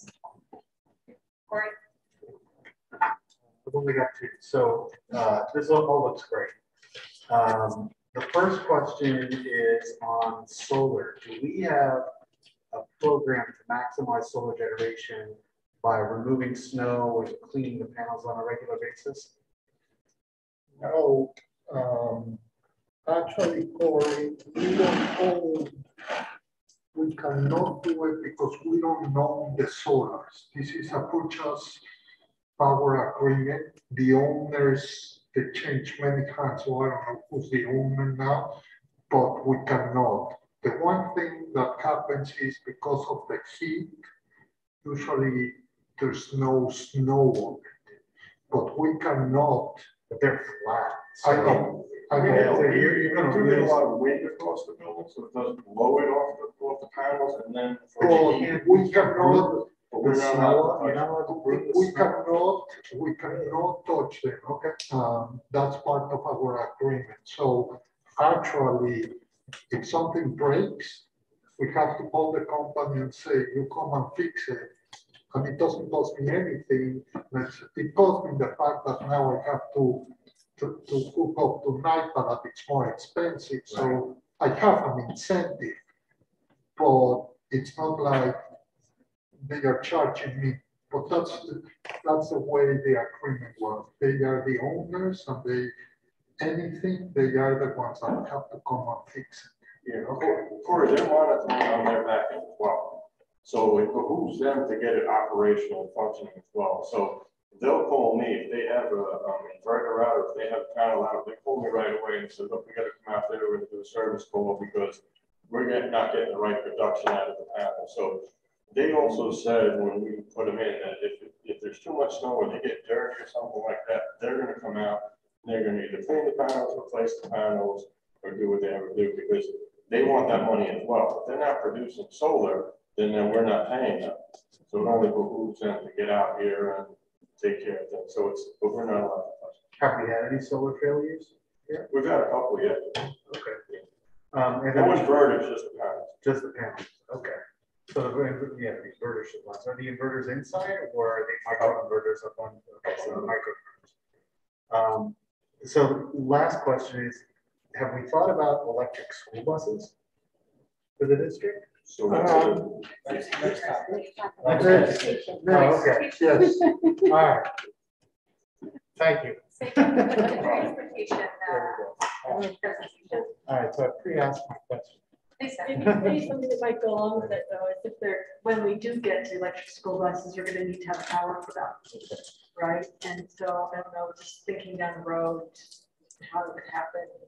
Making that happen would probably fall underneath the operations. Yeah, it's going to be more effort between the two of them. There's going to be a lot more process that goes through that. There's a lot when Liz will talk a little bit about it maybe as well. But when the companies come in, they start selling these products to you. They're going to want to set up, charging stations and all of that as part of a whole package when it comes to you.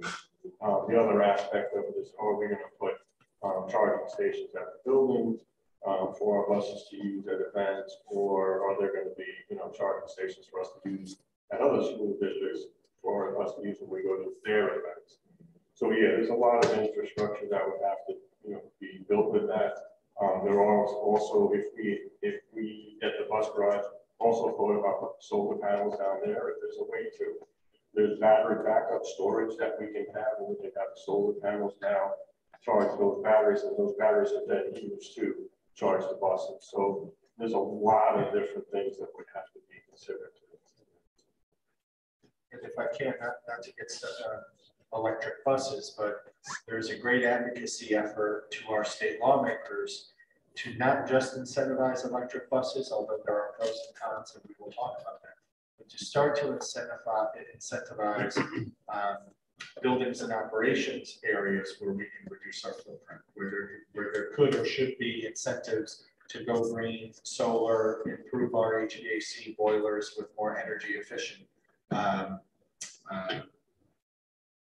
equipment, and have that be incentivized by the state rather than buses, because we're finding there are more limitations on electric buses than there are if Anthony had some grant money, to improve efficiency with some of his operations. So there's starting to be a move away from buses and more toward operations that you can yield savings quicker, and there are more savings to be had on the physical plant, perhaps in transportation.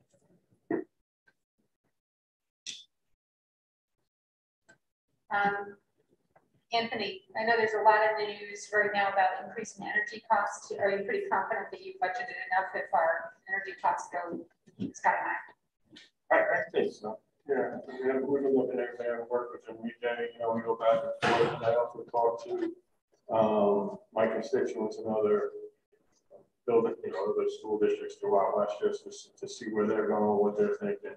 There is a, you know, no one can predict, you know, 100% what's going to transpire. But yeah, we try to put a little bit of extra in there to make sure that we can cover what we have. Thank you. Anybody else have any questions? All right. Thank you very much, Anthony.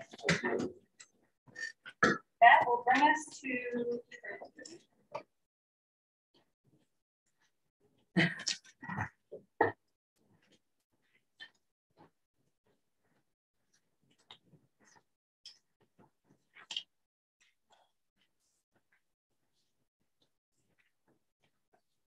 Good evening, everybody, members of the board, Mr. Operator, and the general public. Thank you for coming. So this is my proposed budget for the 22-23 school year.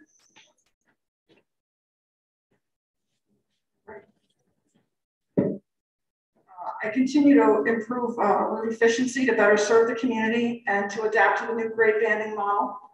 This has been an ongoing initiative since the grade banding plan was first approved, and this will continue to be fine-tuned to meet the needs of the community. I continue to work with athletics to reduce overtime for sports, and we also work on reducing spending without losing our quality of service. We continue to utilize a shared services model to combine transportation services with other school districts in order to reduce our expenses.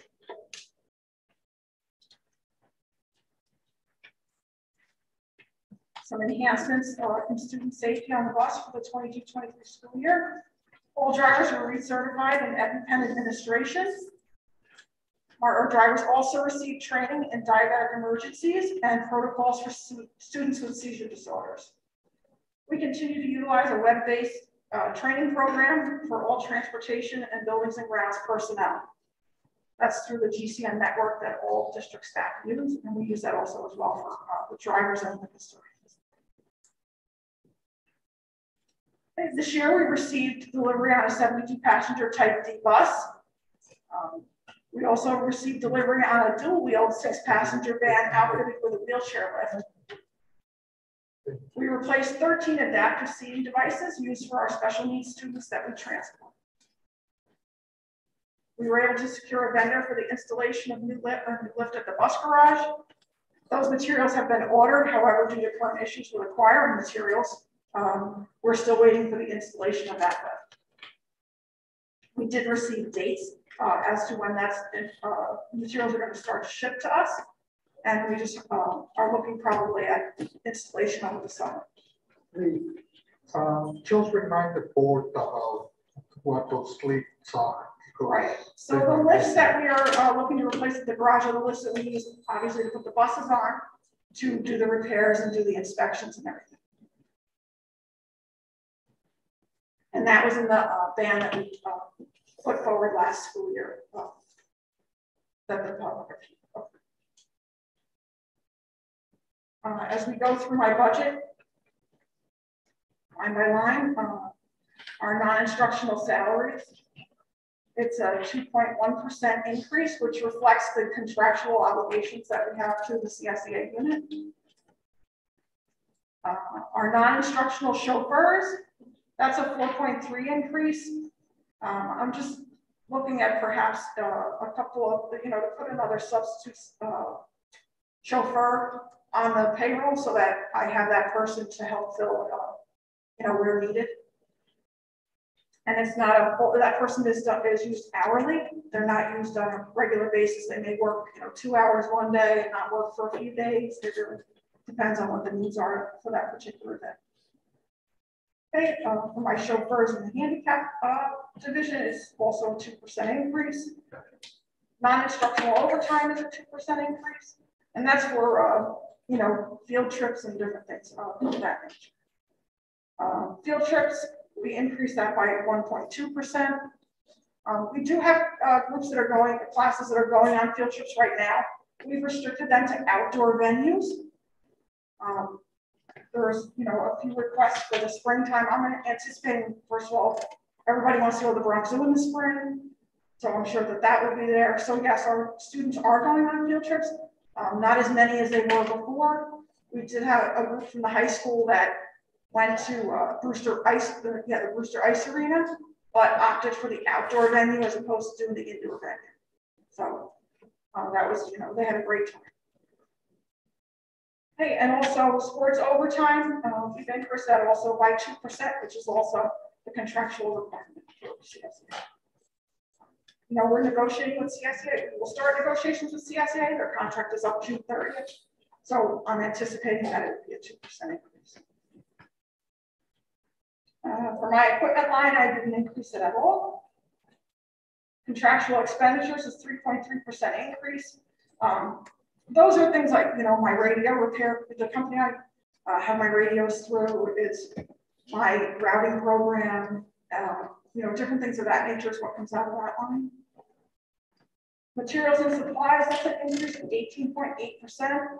That's because it's costing me right now 37% more for parts to repair the buses. And so that's why that increase is there. Gas and diesel as well. We've seen a, 40% increase in the cost of fuel. Last year we were paying $1.60 a gallon for diesel. This year, I just did fuel billing the other day. We're spending $2.62 a gallon for diesel fuel right now. Gasoline's the same. It's $2.52 a gallon last year.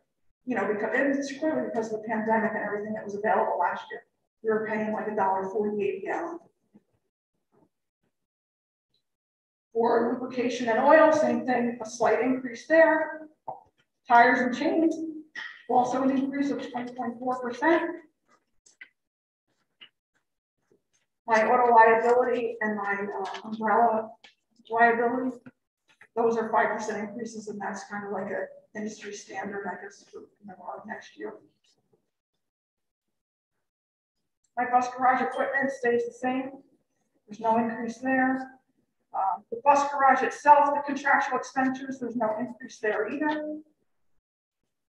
And those would be like, we get different things delivered that for the mechanics that they use that are, I guess they're considered soft goods, like the rags and different things like that, that the company comes and takes them, brings us new rags, things like that.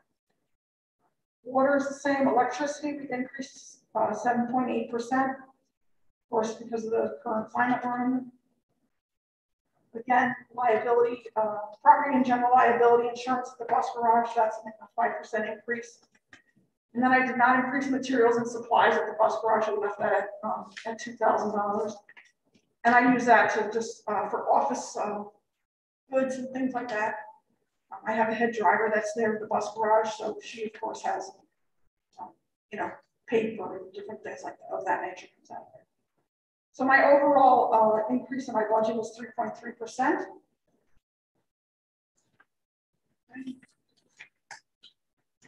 And as we go on to our proposition for next year, our hope is to purchase 2 72-passenger Type D buses and equipment. These buses will replace 2 2006 Bluebird 72-passenger buses with current mileage of 111,000 and 113,000 respectively. The cost to replace these 2 vehicles will be about $315,000. We'd also like to purchase 2 18-passenger single-wheel vans, one that will be outfitted with a wheelchair lift. We have children that go to school over on the other side of the bridge, and for me to be able to put them on the Palisades to get there, it takes about 20 minutes one way for those kids to get to school. So rather than being on the bus for an hour and 40 minutes, they're on the bus, on the bus a little bit shorter time, because with a single wheel, I can go on the Palisades, and with a dual wheel, I cannot. And one of those children does use a wheelchair. Okay, those vehicles that I'm going to use to replace are in excess of 140,000 miles and are currently used each day. Okay, the cost to replace those 2 vans would be approximately $115,200. We also need to purchase a vehicle to be used by Buildings and Grounds Department for various tasks, including supply delivery, mail delivery, and snow removal. And the approximate cost of that would be $50,000. Total proposition would not exceed $500,000.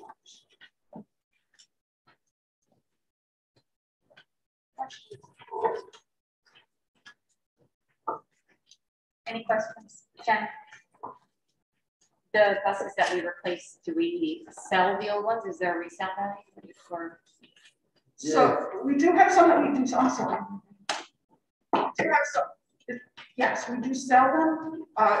Usually what we do is we'll take them out of daily service and use them as our spares. But we do have a company, AAR, that we will, they get auctioned off. And so that we've done that also. Oh. Should I ask about electric buses now? Sure. You know, Nick and I have been talking about this for a couple of years.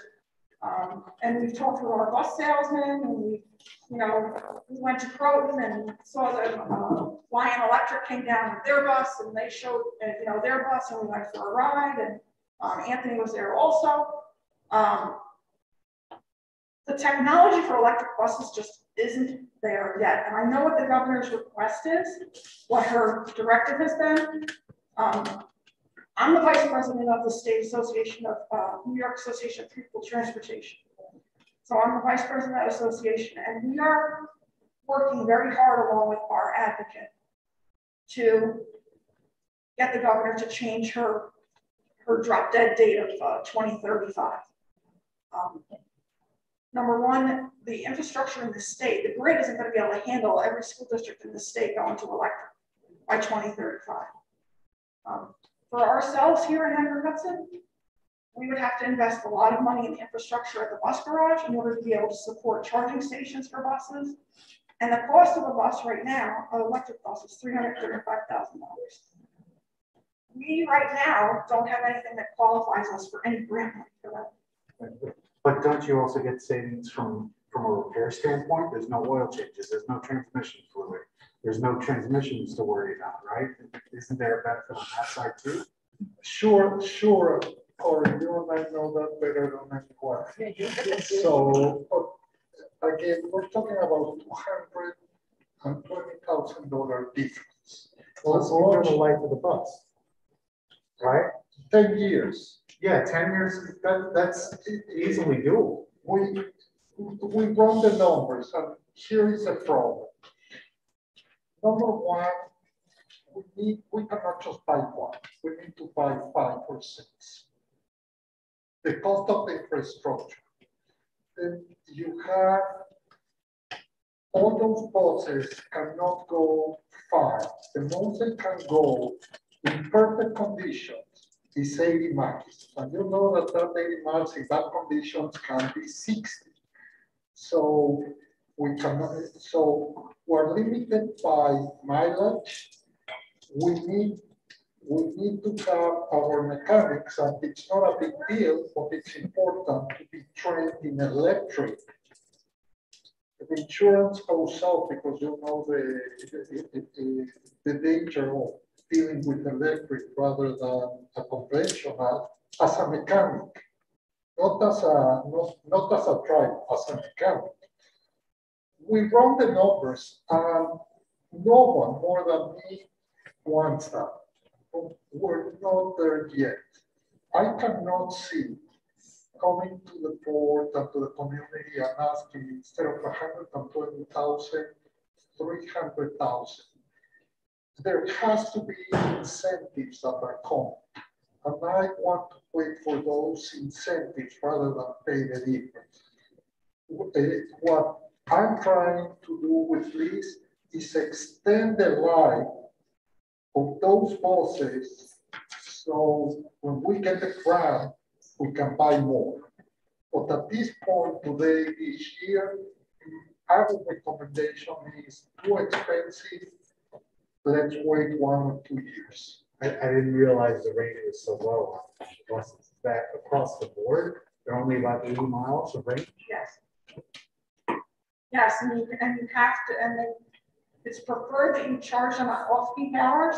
Yeah. So it would only be overnight charges that we would have to do, which is okay. But then I have to manage, or whoever's in my seat is going to have to manage what those buses are used for. They're not going to be going on sports trips. They're not going to be leaving the district. They're going to have to stay, here to drive our kids from the high school to home, the middle school to home. They're not going to be buses that we're going to be, using, to go to whatever. The ski trip alone is, 76 miles. Does it, as long as we're thinking about it, we're also accounting for the other benefits of costs that we don't have to spend if we did that. It would be great to do that, but I agree, 80 miles range, it's not practical. Yeah, and I mean, when White Plains got their buses 2 years ago, we're going to take the electric buses, take the kids on a trip, and they went on a field trip, and the drivers were running the buses in order to stay warm, and the kids came out and the buses wouldn't start.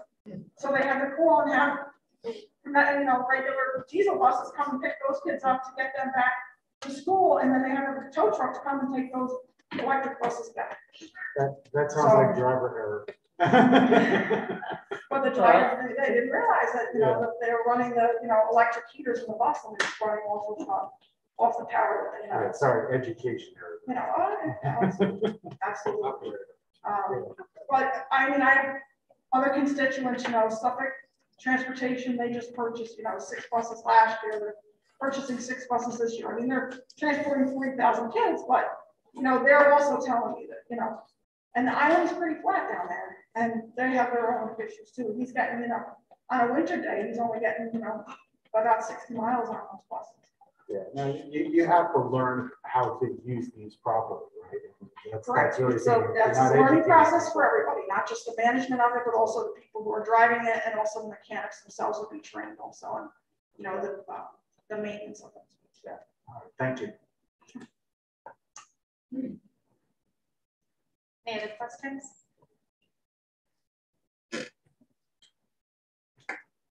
Alluded to earlier, additional seating equipment for pre-K students. Not just, I'm assuming, I believe we do need it, but will we get additional transportation aid because of that, or no? Right now, UPK doesn't, you're not provided transportation aids for free. So it would be no transportation for the pre-K. Okay. Not that we know so far. No, so far, it is something actually that's being advocated for, but it hasn't been approved yet. And if we need the additional seating, do you know what that is off the top of your cost? The cost per. The cost, I don't know. Any child that is not 4 years of age by December 1st must be in a car seat.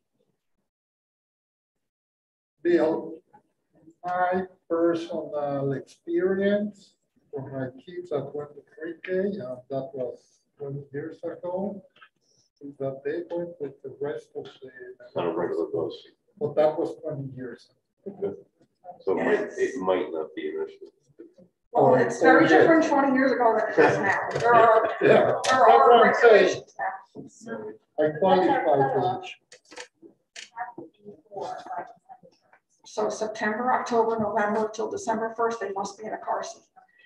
And I, in good conscience, I don't think we can put them on a regular bus without having them on.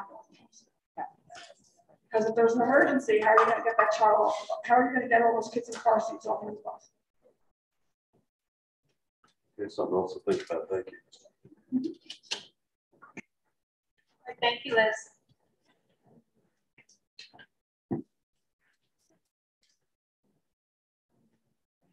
All right, so that concludes our presentations. That will bring us to our first audience comment section.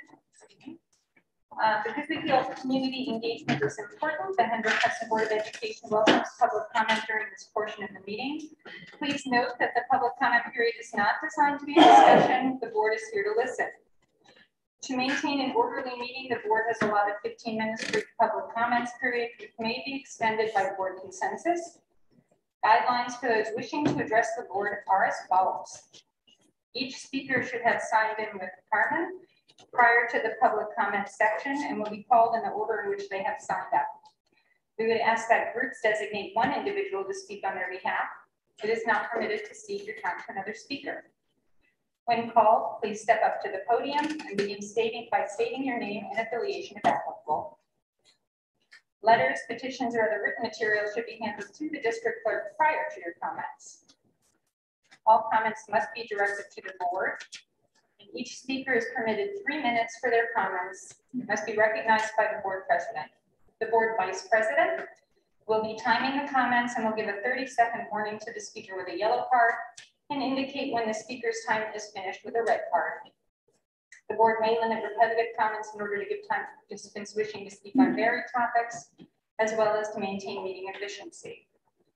Although we take personnel concerns and individual student matters very seriously, the board is not permitted to address these in open session, as per state and federal privacy laws. We would ask that you use appropriate administrative channels for these items.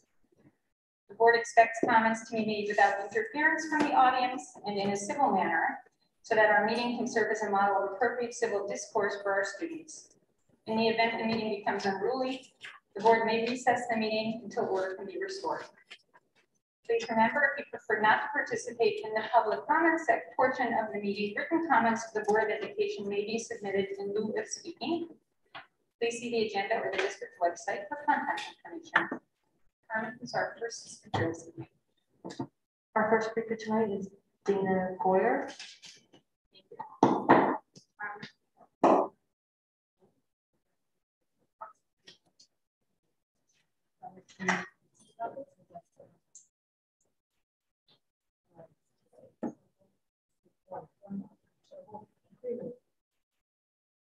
Did it change though? There's two public sessions.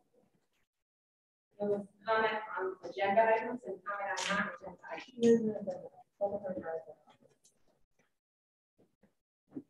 Good evening, everyone. My name is Dana Goyer. I'm not here as the co-president of First Miss PTA, and I just wanted to state that so there is no affiliation with my comments to the members of Furnace Woods PTA. I do want to first bring up the section, I believe it was 4.3, the fiscal, that was recently approved and passed here this evening. Is that correct? Was it approved or was it? It is correct. It was approved. Okay. So I know that you've heard from many individuals in the district today regarding that, and I just want to throw out there that I do wish this board would have taken into consideration the upcoming elections that are happening, and for those future participants who could have been a participant or had a vote or say in that approval process. And while Mr. Hochreiter is certainly able to. Excuse me, you can't talk about specific personnel during the. Sorry. I'm voicing that my concern is that we didn't listen to the public here today or the comments that came in through various avenues, and we wish that you would have. My other topic I want to talk about is the Princeton plan, and with respect to the PTA survey that was issued. So I was a heavy participant in that, doing a lot of legwork, carrying along that information to bring to the district and on the district's behalf. And Mr. Hochreiter did a very nice job on January 19th summarizing the survey. I do want to put out my opinion there that at that point in time, his comment was that it is a very low response from families, but I feel differently. I believe that we're probably around a 20% rate when you take into account families that were asked to participate, one survey per household, not considering if there's 2 members of the household there. And we also asked families to take into consideration if they had multiple children. So not to fill it out 3 times if they have 3 children, but to fill it out once. And so when you look through the assumptions that I've made, 5th grade families probably opted out. 4th grade families, particularly in Furnace Woods, may have opted out if we did not have younger siblings. And then also looking at the multi-children family units, that we are probably around 527 families from population estimate. And therefore, the 106 surveys received was about a 20% response rate. And that's a very strong response rate with respect to surveys. So I wanted to put that out there. I'm also glad to see that the district has begun answering those questions, but the PTA has not been a part of providing those, or working with the district to create those answers. That's purely from the district and not with any PTA support. I wanted to make that clear. But I will do my best to help communicate the information that's shared regarding the Princeton plan going forward with the community that I serve And the one thing I'd like to see happen is a budget with regards to the Princeton plan implementation, the additional costs that we're taking into consideration. Thank you for your time. Thank you.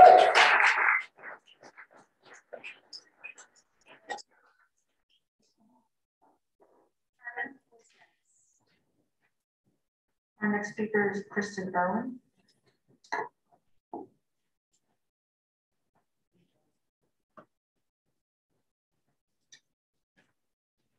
Hello, my name is Kristen Irwin. I'm a community member and parent. On February 4th, I attended the most recent meeting hosted by the team hired by our districts to allow community members to participate in the strategic planning of grade banding implementation. In the meeting, we were shown glossy packages touting moral values and ideals of other school districts. And the team leader, Ronnie, very pleasant fellow, said, "We are still in the brainstorming process phase. By the end of this school year, Hendrick Hudson will have a plan in a format like this. Meaning by the end of this school year, we will have a completed proposal of what we hope this school district embodies." He said this in February of a project that's being forced to completion by September of this year. The strategic planning we are paying for is too late to be of true value.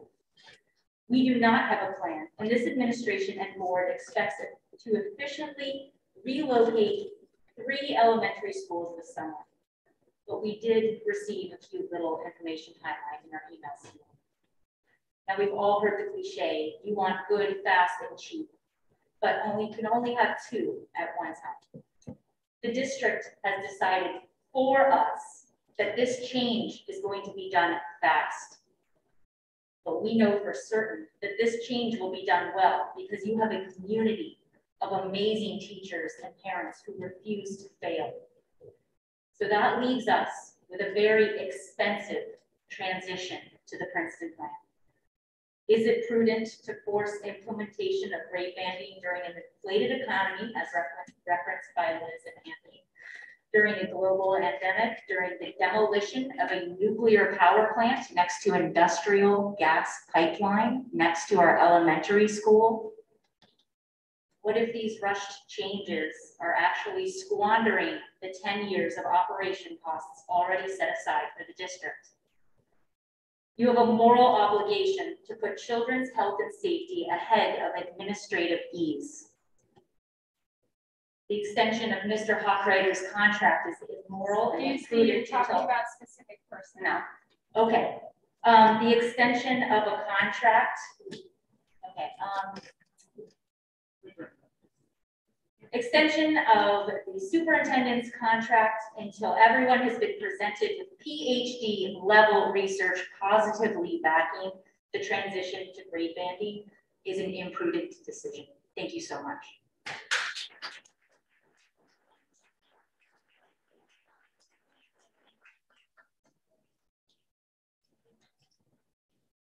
Carmen, who is the next speaker?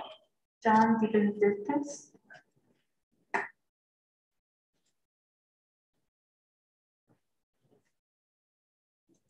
Good evening, John Benedict. Well, first of all, on the transportation budget, are we still buying our buses?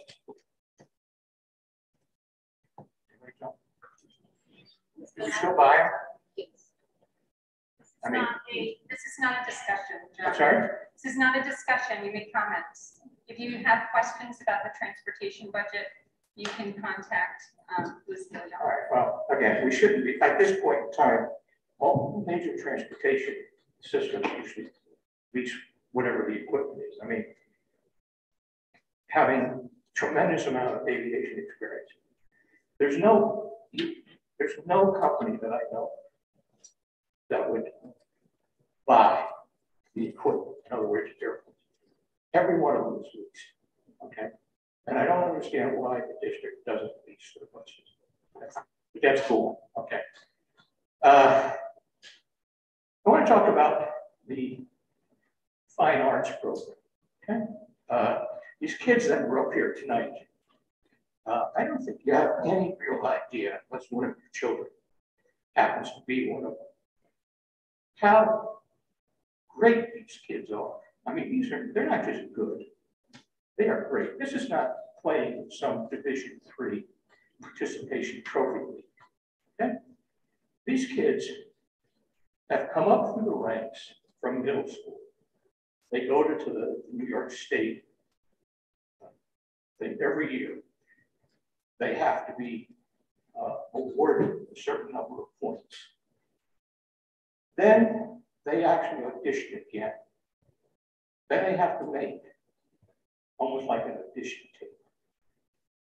It is sent then to a committee. Okay? And when they say national, it is national. Okay. This particular time when they were in Boston, it happened to be the northeastern section. Any state within New York, you know, Pennsylvania, New York, Connecticut, on and on and on. And they glean out, in this particular case, I guess it was about 94 kids to participate in this group. Now, you know, these are the all-stars. I mean, these are no, you know, has-been. I mean, they don't get to do this because they feel they're doing it. And when they go to the national, and we had children who would have went to the national, except COVID got in the way. Okay. And my thing is, had we called this group of children the dodgeball after-school extracurricular sports team that happens to sing, the district would have went all out to support these children. These children had to go to Boston, spend 3 nights in the downtown Boston hotel, plus food, beverages. And quite frankly, the district did absolutely nothing for them. Not a thing. Thank you, John. Your time's up. I'm sorry? Your time is up. My time is up, yeah. Oh. Anyway, it's time to start to rethink the fine arts program. John, I'm sorry, your time is up. Thank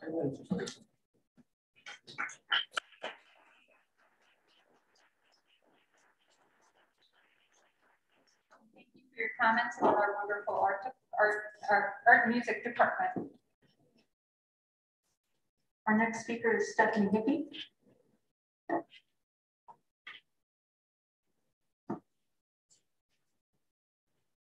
Make sure my timer's on.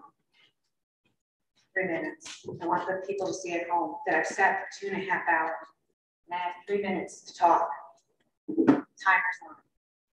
I'm so disappointed in the Board of Ed tonight. I'm going to read a statement on behalf of community members. Hendrick Hudson Board of Education, you all received this before tonight's meeting. Attached is the community grassroots-led petition requesting to delay the extension of the superintendent's contract and not reconsider it until winter of 2024. There is such a divide between the community and the administration, including the Board of Ed, and it only continues to get wider due to the Board of Ed ignoring the community. During the grassroots effort, as you'll see in the additional comments section that was sent to you, the community would like to see the proper implementation of the Princeton Plan with a clear metric to measure its success. Between declining state ranking, declining test scores, and a lack of accountability, many community members would like to see this delayed. Attached, you received over 250 people commenting on how they wanted you to delay this contract. And I don't know if everyone at home saw it. Only 2 Board of Ed members during that vote voted against it. You have 250 people asking you to delay it. You didn't even give the audience a comment on it. You're our voice. I come here every Board of Ed meeting asking you to open your ears and listen, and you don't. Open your eyes and see. Now I have a minute and 14 seconds. And I feel like, Mr. Hopwriter, you're a very smart person now. Sorry. He's very smart. I don't understand why you continue to ignore the community. I don't get it. And people at home, Coming here is doing nothing. You need to do something. You need to stop watching the meeting and run for Board of Ed. Vote for a change. 2 of the Board of Ed members are the only people who said that they didn't vote for the contract. Everybody else voted for it. So this election, people at home, make a change. Make it so the board has representation of you, of me, of everybody here. Not that and I'm sorry, the irony of your statement, Carol, can you encourage the community's comment? You encourage that by sitting me here for 2.5 hours? You're getting very and personal. Please sorry. the board as a whole. Now my time's up. So that's my encouragement. I encourage the people at home to go out and vote for a change. Thank you.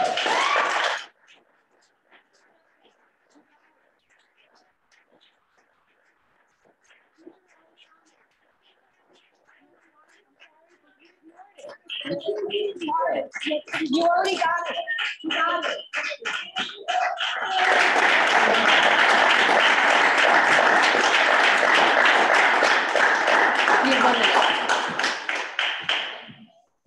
Carmen, do we have anybody else?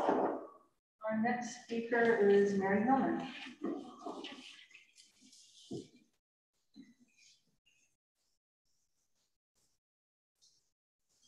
Hi, Mary Hillman. I'm a parent of 2 children in elementary school. While it is prudent for the board to seek stability and leadership during these uncertain times, the lack of transparency here is deeply concerning. What's just happened here tonight is that this board has removed another level of accountability from this administration. The issue with the contract resolution is not about extending the length of time. Rather, it's that the board agreed to remove language which allowed a percentage increase of the salary to be determined by the board as a result of a qualitative performance evaluation. Instead, the board has deemed it appropriate to guarantee increases of 2% per year for the entire length of the contract. While there will still be evaluation by the board, this is no longer tied to the salary, and we leave no ability for the board to decide that possible budget constraints might mean that there is no increase that year, or that Princeton plan maybe was implemented so flawlessly that there should be an increase of much more than 2% that year. I've been a parent here for 3 years, and my husband and I and many of the elementary parents that we've made friends with have consistently experienced extremely poor communication and equally poor planning by this district. There's a growing sense of despair among elementary school parents that this board is not prepared to hold this administration accountable for the educational growth of all the children in this district. The changes of the contract tonight only add fuel to the fire.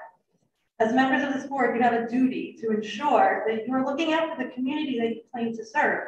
And based on resolutions that you've passed in the last 5 months, it appears that the administrations are looking out for themselves with your blessing. When will this board truly put children first?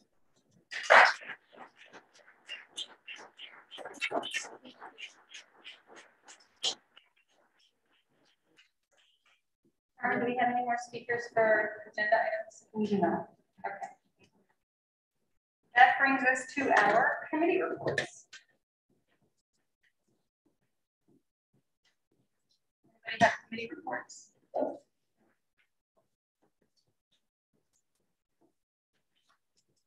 right, so that will bring us to our board comments and new business section. I do have something for that. Attached to the agenda and tonight are 2 resolutions that are the Westchester County School Board Association has given to us to consider discussing tonight and to consider putting our name to or signing. One is about the finances with the budget, with the state budget, and it's titled Ensure Long-Term Success of Public Schools. It touches on the foundation aid formula, it touches on mental health. Should I begin reading it? That's usually policy. I don't know. I mean, I think it might make more sense actually just I can summarize and then have the result part we can talk about specifically. So the other parts of it is making a 2% cap, really a 2% cap.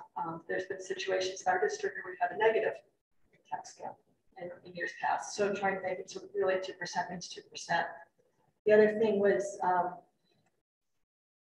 with the consistent funding on a long-term basis for the districts, and we're looking at the foundation aid formula.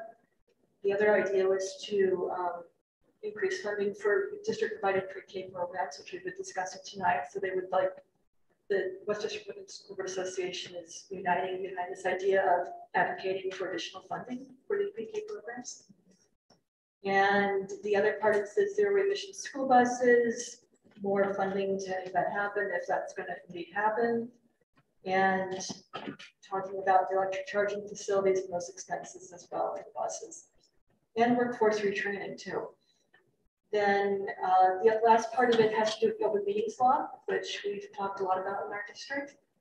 And specifically trying to make it so that board members and trustees can participate in meetings virtually without disclosing their location and making a public announcement about that. So the bottom line is this, therefore be it resolved that the Hendrick Hudson School District calls on the legislature and governor of the state of New York to support public education through the provision of updates to the foundation aid formula and data, common sense amendments to the property tax levy cap, ongoing support for the mental health of all students, additional inflation adjusted funding for pre-kindergarten programs, New York State assistance with transition to zero emission school buses, and increased flexibility in the meetings law.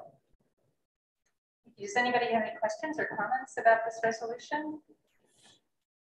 So if we can vote whether we're in favor of the resolution or not, and if we are, then that gets sent to our governmental officials. I was just wondering if this was accepted, how long would it take for some of this stuff to actually go on the law? A lot of time. Like years? Well, it's an advocacy effort. Okay. Yeah. And what the important thing to remember is right now is when the state budget is being set. You know, the governor came out with her proposed budget. The legislature and the Senate are discussing it and trying to fine tune it. So by our coming out in support of these specific issues, it's showing our legislators and our representatives that these things are important to us as well. Now, are these, I know that the open meetings law was backed by NISBA. Yes. Right? So yes. Do we make mention of the fact that we're duplicating some of the advocacy efforts of other groups so that we show additional support for some of these things? Or is it just, this is what Hendrick Hudson says? I think it's okay not to, because NISBA is already advocating for all of us as one. And so we're saying here, this is not only important because we're a member of NISBA, but also because it's important to our district. Okay, but we don't mention that other people are advocating for these too. It just seems like there's strength in numbers, right? When we got a letter. I don't know. I think it also is just that this is what's important to us as a district. Right. NISBA is sending their own advocacy people, so they know that NISBA is advocating for this. Are you saying we should maybe reference the fact that they're also that there are other groups that are advocating for the open meetings law? Maybe there are other groups advocating for the assistance with zero emissions. Are we the only ones asking for the tax levy cap to be recalculated? Nope, we're not. Right, so it might be good to reference, just to mention that we're not the only ones. Again, it's the strength in numbers. Sure, we can consider that. Who is this addressed to?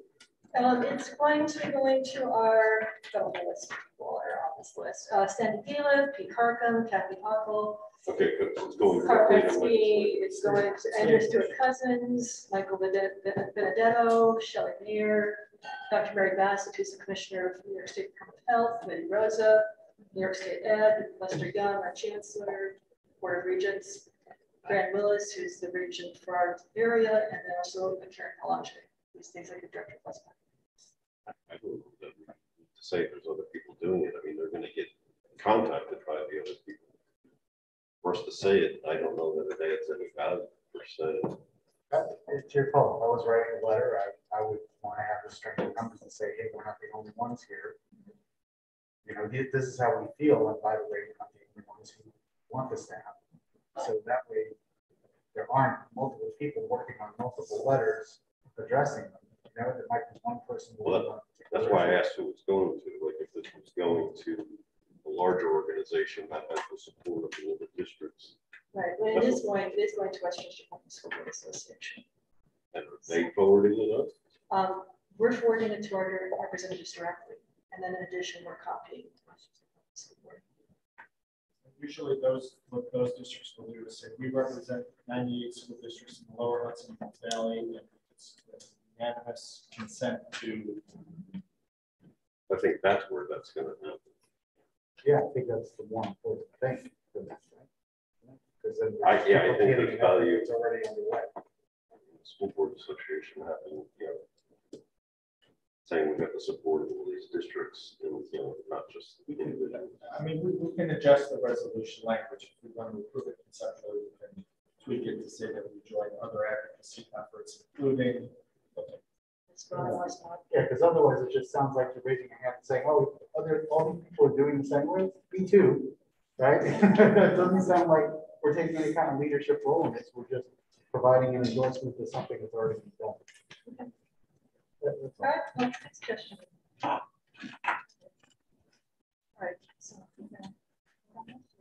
right, so can I get a motion to approve this resolution? I get a second. All in favor? Okay. There's another second one. There's a second resolution. Yes, there is. Okay, and this resolution is asking that we update COVID protocols based on clear metrics. And there goes through several different points that just, the COVID transmission is continuing and there's new variants. We recognize that. Key parts, I think, are that parents and school communities are looking to update pandemic and school health requirements consistent with the health and safety of all school buildings. And whereas the New York State Department of Health has changed guidance, often without prior notice, to school districts throughout the pandemic. That's a really important point because we know that's happened quite a bit. And then, whereas the second to the last paragraph there, whereas boards of education superintendents rely on health professionals to provide guidance to ensure the health of students and staff in school settings. And whereas our communities and school leaders are looking for clarity on effective COVID-19 mitigation efforts and the conditions under which various protocols such as masking, quarantine, isolation, social distancing are or are not critical to the safety of our students and staff. And then we get to the therefore. Hendrick Hudson School District calls on the Governor and New York State Department of Health to issue clear science-based metrics that will determine what level of COVID protocols continue to be required in New York State public schools. Questions or comments? So I know we spoke a little bit about this because I had some questions, but I think it's good for the whole board to hear. What is the purpose of this? Should the state make a decision to drop a mandate or keep a mandate? What purpose does this resolution serve? My understanding of it, my reading of it, is that it served to allow those decisions to drop or add a mandate to be based on science, on metrics. And then once there's those clear levels established, based on the science and based on numbers, then the districts will be able to have the know when to advocate, predictability.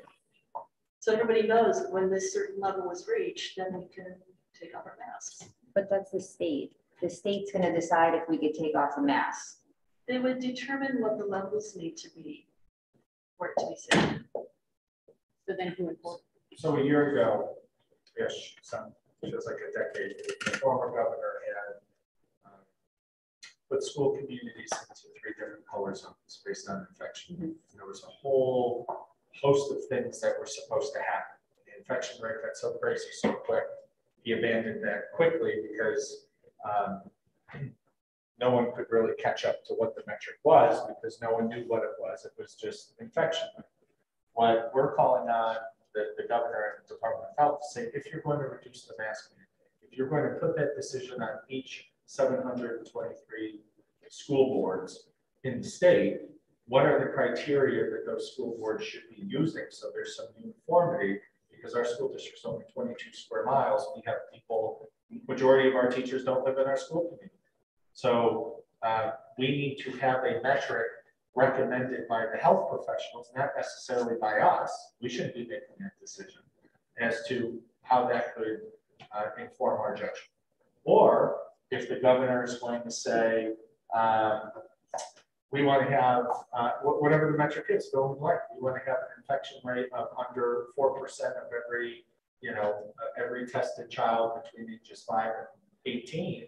Okay, then tell us that. So we all know that we should be getting tested regularly, or what the importance of being tested is, because that may mean you could take the mask off and I have to sort of be socially distant. What I'm afraid of, and what the School Boards Association is afraid of, is that 700 plus school districts are going to go in 700 different directions without the Department of Health, who should be responsible for this, setting some parameters. I can totally understand that. I guess my concern is that there could be a sway of, oh, the numbers are low, the kids can take off their masks. Oh, the numbers are high, let's put them back in masks. That's what I'm concerned about. And I know that there's a large portion of our community that's concerned about that as well. Like you said, I don't ever want it to become a school board decision, a decision that everybody has to make, because at some point I think we have to restore power to people to make decisions for themselves. So this resolution makes me uncomfortable. I understand that we want metrics, we want, all that information, but I do have concern over how long are we going to watch these numbers go up and down and string our children back and forth with masks, right? I think we can all agree that it's going to be a little bit of an emotional ride. I think that metric is a metric we would be asking for. How long of a duration? Yeah, that would be the next layer. What are the criteria to take off your mask and not be socially distant? For how long do we need to maintain that? Who are the audience that we're testing? Adults, children? This is assuming that the mandate doesn't drop in a few weeks. Or even if it does. So we would then want to implement something? Like, why wouldn't we follow the state's? If there's no order, there's no order. We want to influence the state that if they're going to make a decision to keep them on or allow us to take them off, that there's uniformity statewide. Gotcha.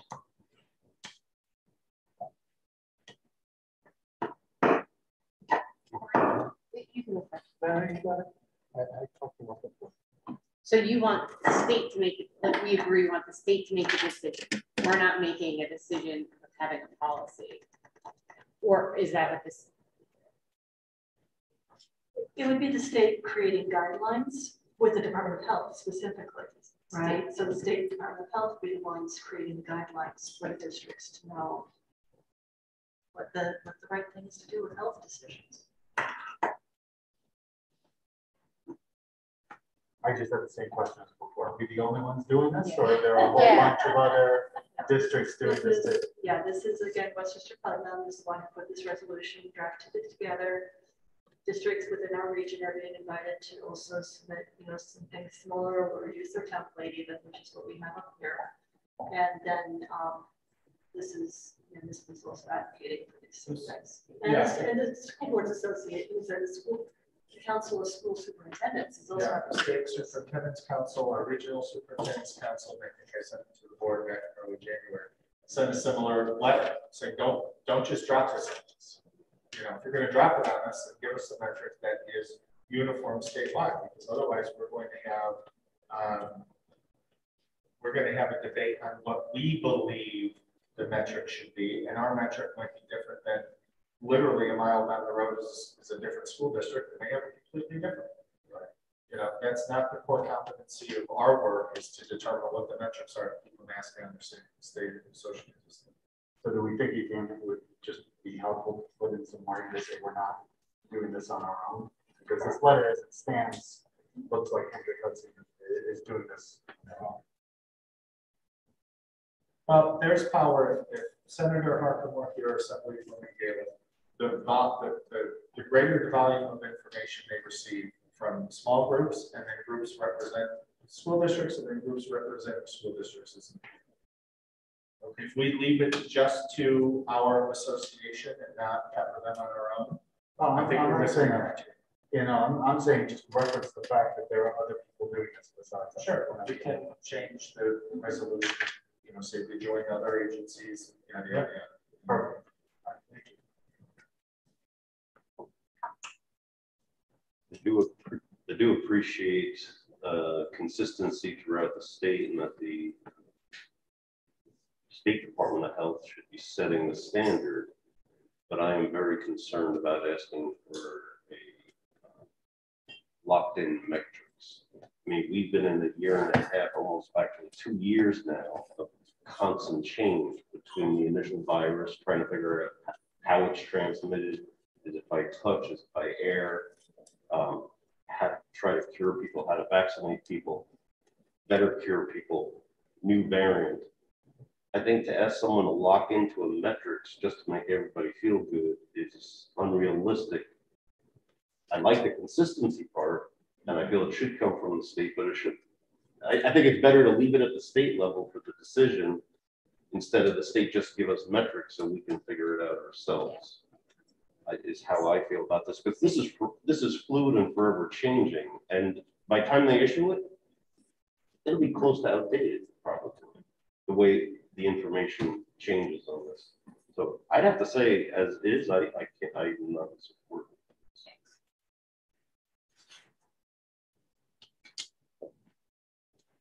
I'm with that. Any other questions? Are there changes that you'd like to see made to this that you'd make it so that you would feel more comfortable supporting it?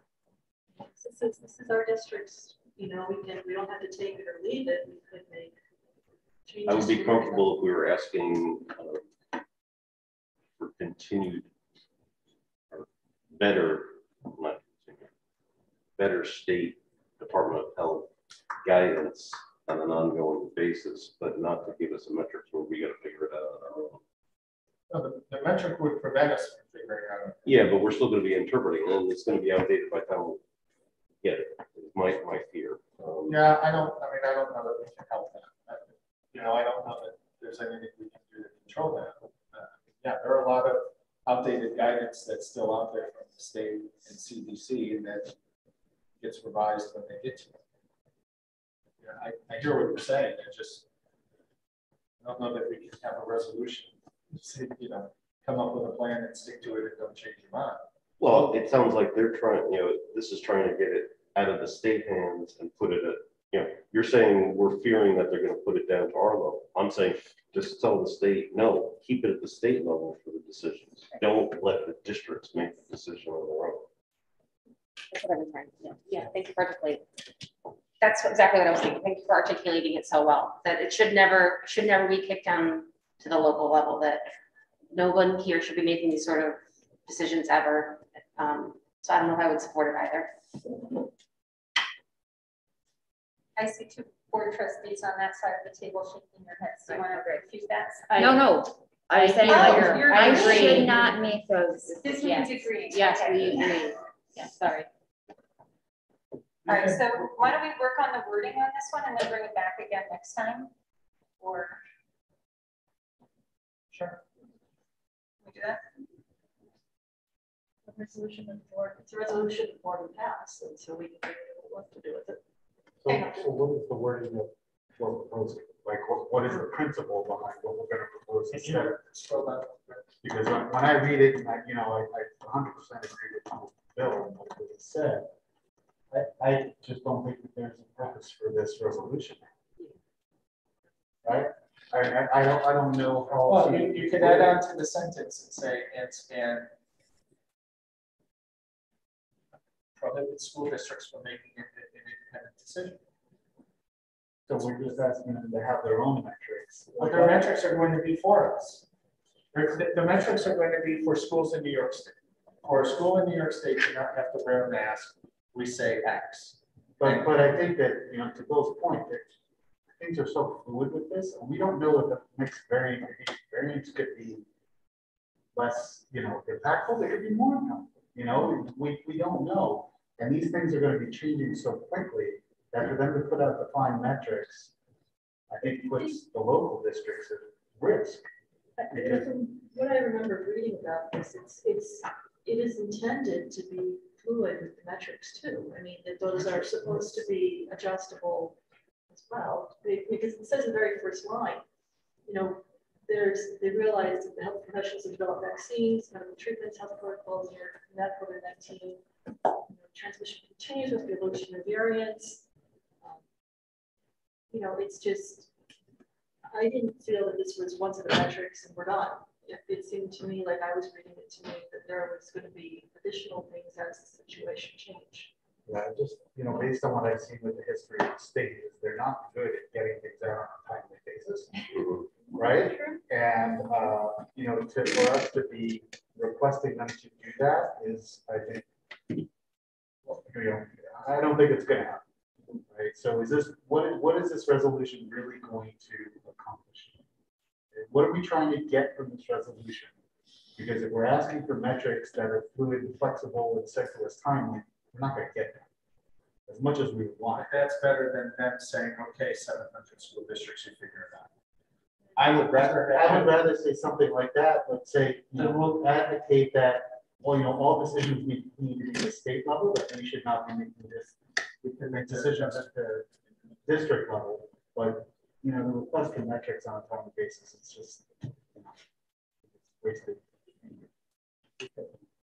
Works with the resolution to make that point that a decision needs to be made and administered at the state level. Yeah, which it is right now, isn't it? Yeah. So it's just continuing what's already going on.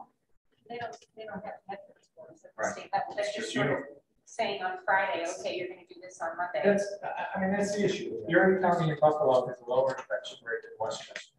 If we were vice versa, Westchester has a lower infection rate than 10 other counties. Westchester should be saying there should be a metric to allow us to take our mask off or live back toward normal. So you're saying it shouldn't be a uniform decision. You're saying it should be at a more localized decision.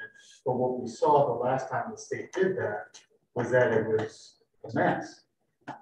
Right? When Cuomo had all the different color codings for the different districts, and based on your infection rate, you might have a lockdown in that particular district.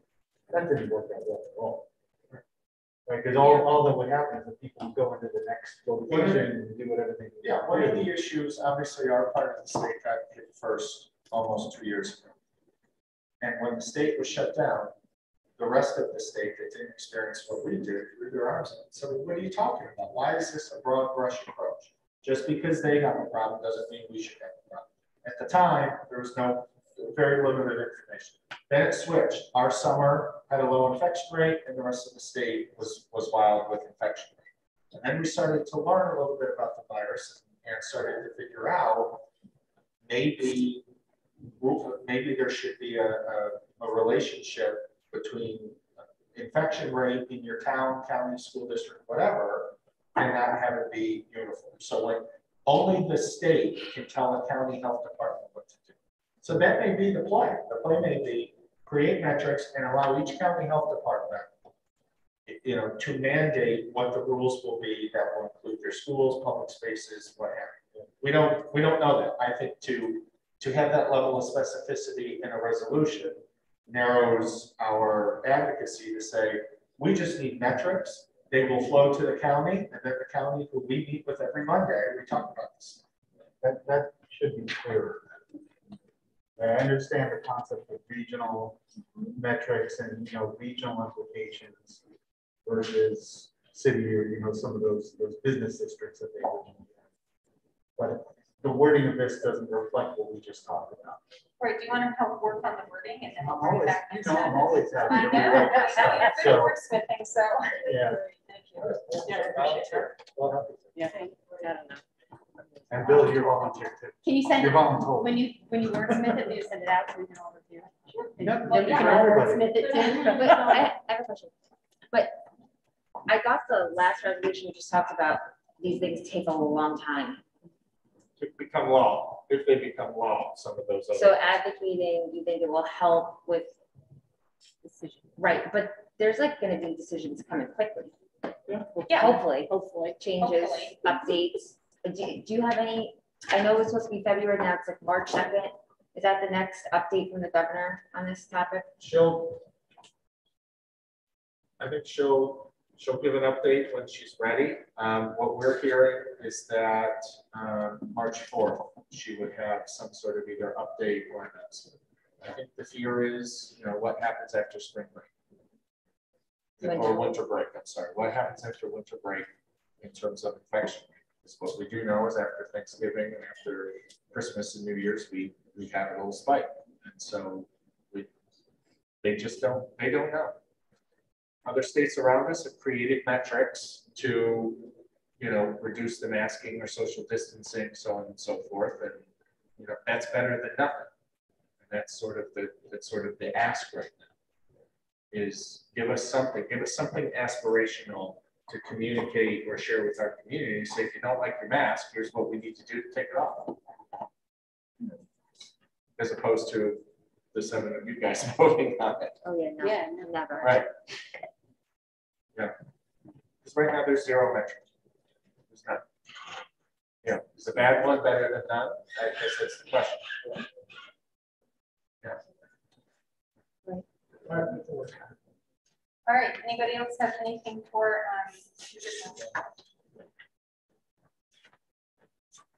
I did have one more thing. Okay. So I know we're going through a lot of change, but I just want to put it out there that I think we should start up a conversation about the later school time, school starting time for the high school again. There's a lot of science behind older children having more time to sleep. And being able to start the high school later while we're redoing all our transportation right now would be the perfect time to do that. So I just want to get that out there that we are going to consider that. Let's start talking about that sooner than later. Yeah, we're getting to a point of prioritizing our focus areas for the strategic plan. Certainly, there are focus areas around school climate, educational excellence, those sort of things. And this certainly could be part of it. I know that we want to have a conversation around schedule of how we use our instructional day, let alone when school starts and ends. And that certainly would be a good conversation to have as part of that effort. Didn't we have a conversation about this not that long ago, and we had problems with just pushing the school day out because it created problems with extracurricular activities with other districts because you're working with other districts. You have a ball game after school with the other districts. There has to be some consistency. Yeah, we had a brief report out. Lisa, I don't know if it was through Westpac or some agency, did a quick survey to say who's considering it, why did you or why didn't you pursue it? And Bill's right. Some of the biggest hurdles were around transportation, were around after school clubs and activities. Also, wasn't in certain areas a whole lot of parent support because parents needed older children to supervise younger children, and vice versa. Young kids being out at the bus stop when it's cold and dark at 6:30 or 7 in the morning. That was just very anecdotal, but we could revisit that. Either that report that they gave us or if there's a new survey. But yes, Bill, you're right. We said here's what people have been thinking or why they haven't pursued it. Some of the initial hurdles. We wanted to wait to not bite off too many initiatives at once. It seemed like all of the districts that were able to implement that had very little or no busing involved, so they could start all of their schools at the same time.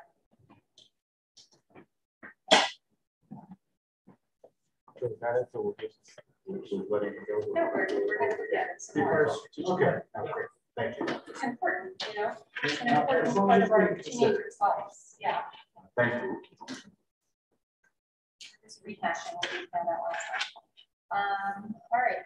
I think that is it for new business. So we are moving on to our second audience comment section. I will not bore you with the whole protocol speech again. We have anybody speaking on non-agenda items. Our first speaker for non-agenda is Mr. Blanco.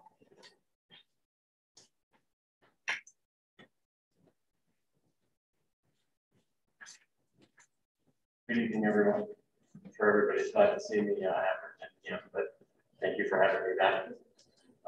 Daniel Lingo, I'm parent of one going on 3 kids in the district.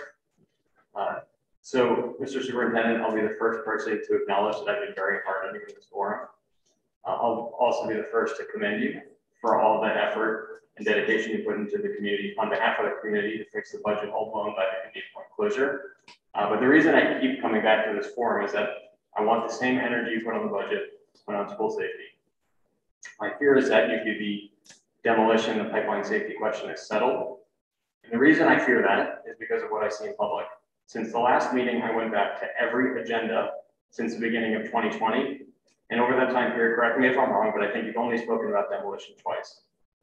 Last time was back in November, and that was only to rehash what we already knew about state funding. It was already public that we're getting some money for monitoring.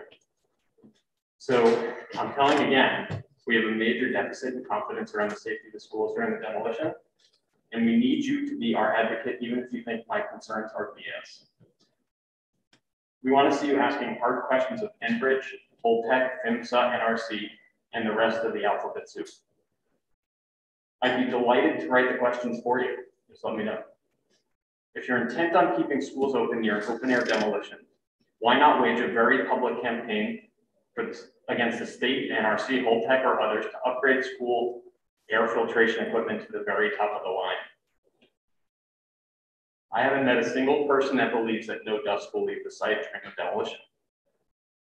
Do you believe that? If you have any doubt about that, why not fight with us about this? What do you have to lose? Whose responsibility is it going to be to pay for deep cleaning of the school's efficient air quality emergency? Who's writing the evacuation plans if there's a pipeline rupture or unexpected air quality emergency during school hours? We should be asking the state and federal agencies to make those plans for us. I could go on with the questions that could have been asked to the panelists and presenters on the last decommissioning oversight board meeting all the way back in October. We have a month until the next one. I'm begging you to be prepared and show some fight for the community like you did over the budget. Thank you.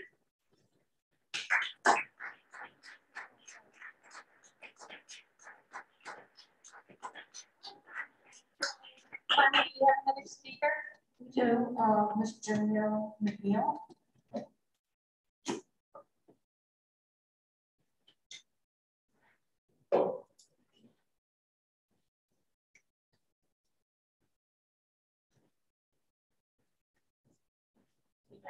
I'm going to pull my mask down and follow our great governor, who always speaks without a mask at the podium.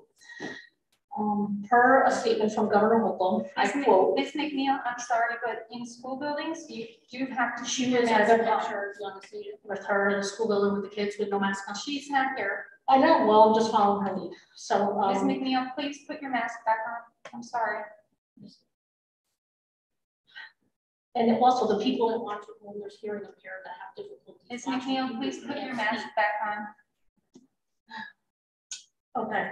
Per statement from Governor Hochul, I quote, "My daughter had a meltdown about having to put sneakers on to go to kindergarten," the governor said Friday during a press conference after being asked about a timeline for removing mask mandates in schools. She got used to wearing sneakers in school. They adapt better than adults do. This quote shows how out of touch our governor is with parents of the state, and the data now clearly documented even by the mainstream media shows the mental and social toll on our children. Learning loss, cognitive delays, lack of emotion, recognition, depression, anxiety, dental issues, and more. Maybe there are parents who have kids that are resilient. However, my family did not experience that, and for the families that have had issues over the last 2 years, we should not be dismissed. I find it ironic that last week, I received an email from this district asking for my assistance in advocating for student mental health funding. So is the governor wrong on this one? Didn't she just say kids are resilient? Is she not listening to the educators finally calling for action regarding the mental health issues and the detriments caused by the state's policies on our children? Now, 2 years later, all of the schools have recognized these issues and are calling for action because I quote from the district email I received, all schools have seen significant increases in student mental health issues since the start of the pandemic. really significant increases. I'd like to say this district didn't care when our family reached out numerous times for help. Now I see that it's only a concern regarding the student's mental health when money is involved. Now you want me to do my part, even though you couldn't do your part when we needed it most. Just like our board and administration, following unlawful Department of Health determinations to keep our children masked per CDC guidelines. Otherwise, you might lose your COVID funding, state funding, or if you speak up as a board, you might lose your seats. It's not about our children, it's about the money. And it's disgraceful that this is where we are at with the public education system. I also find it ironic that last week you were sending out emails about the significant increase in student mental health. And yet this week, I heard that the district was moving forward with the Princeton plan. Our children are still not back to normal. Day by day, they're trying to get through this 2-year crisis that obviously has taken a toll on them. Why can't, for once, our board and the administration put our children first and let them heal? They need to heal. We are praying that soon the kids will be able to finally see their teachers. Ms. McNeil, your time is up.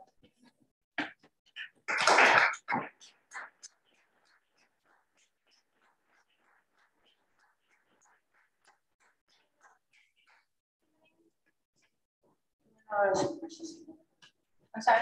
No. Okay. That brings us to the end of our meeting. Can I have a motion to close the meeting, please? Can I get a second? All in favor? Aye. Next meeting will be on March 2nd. Okay, March 2nd. Thank you.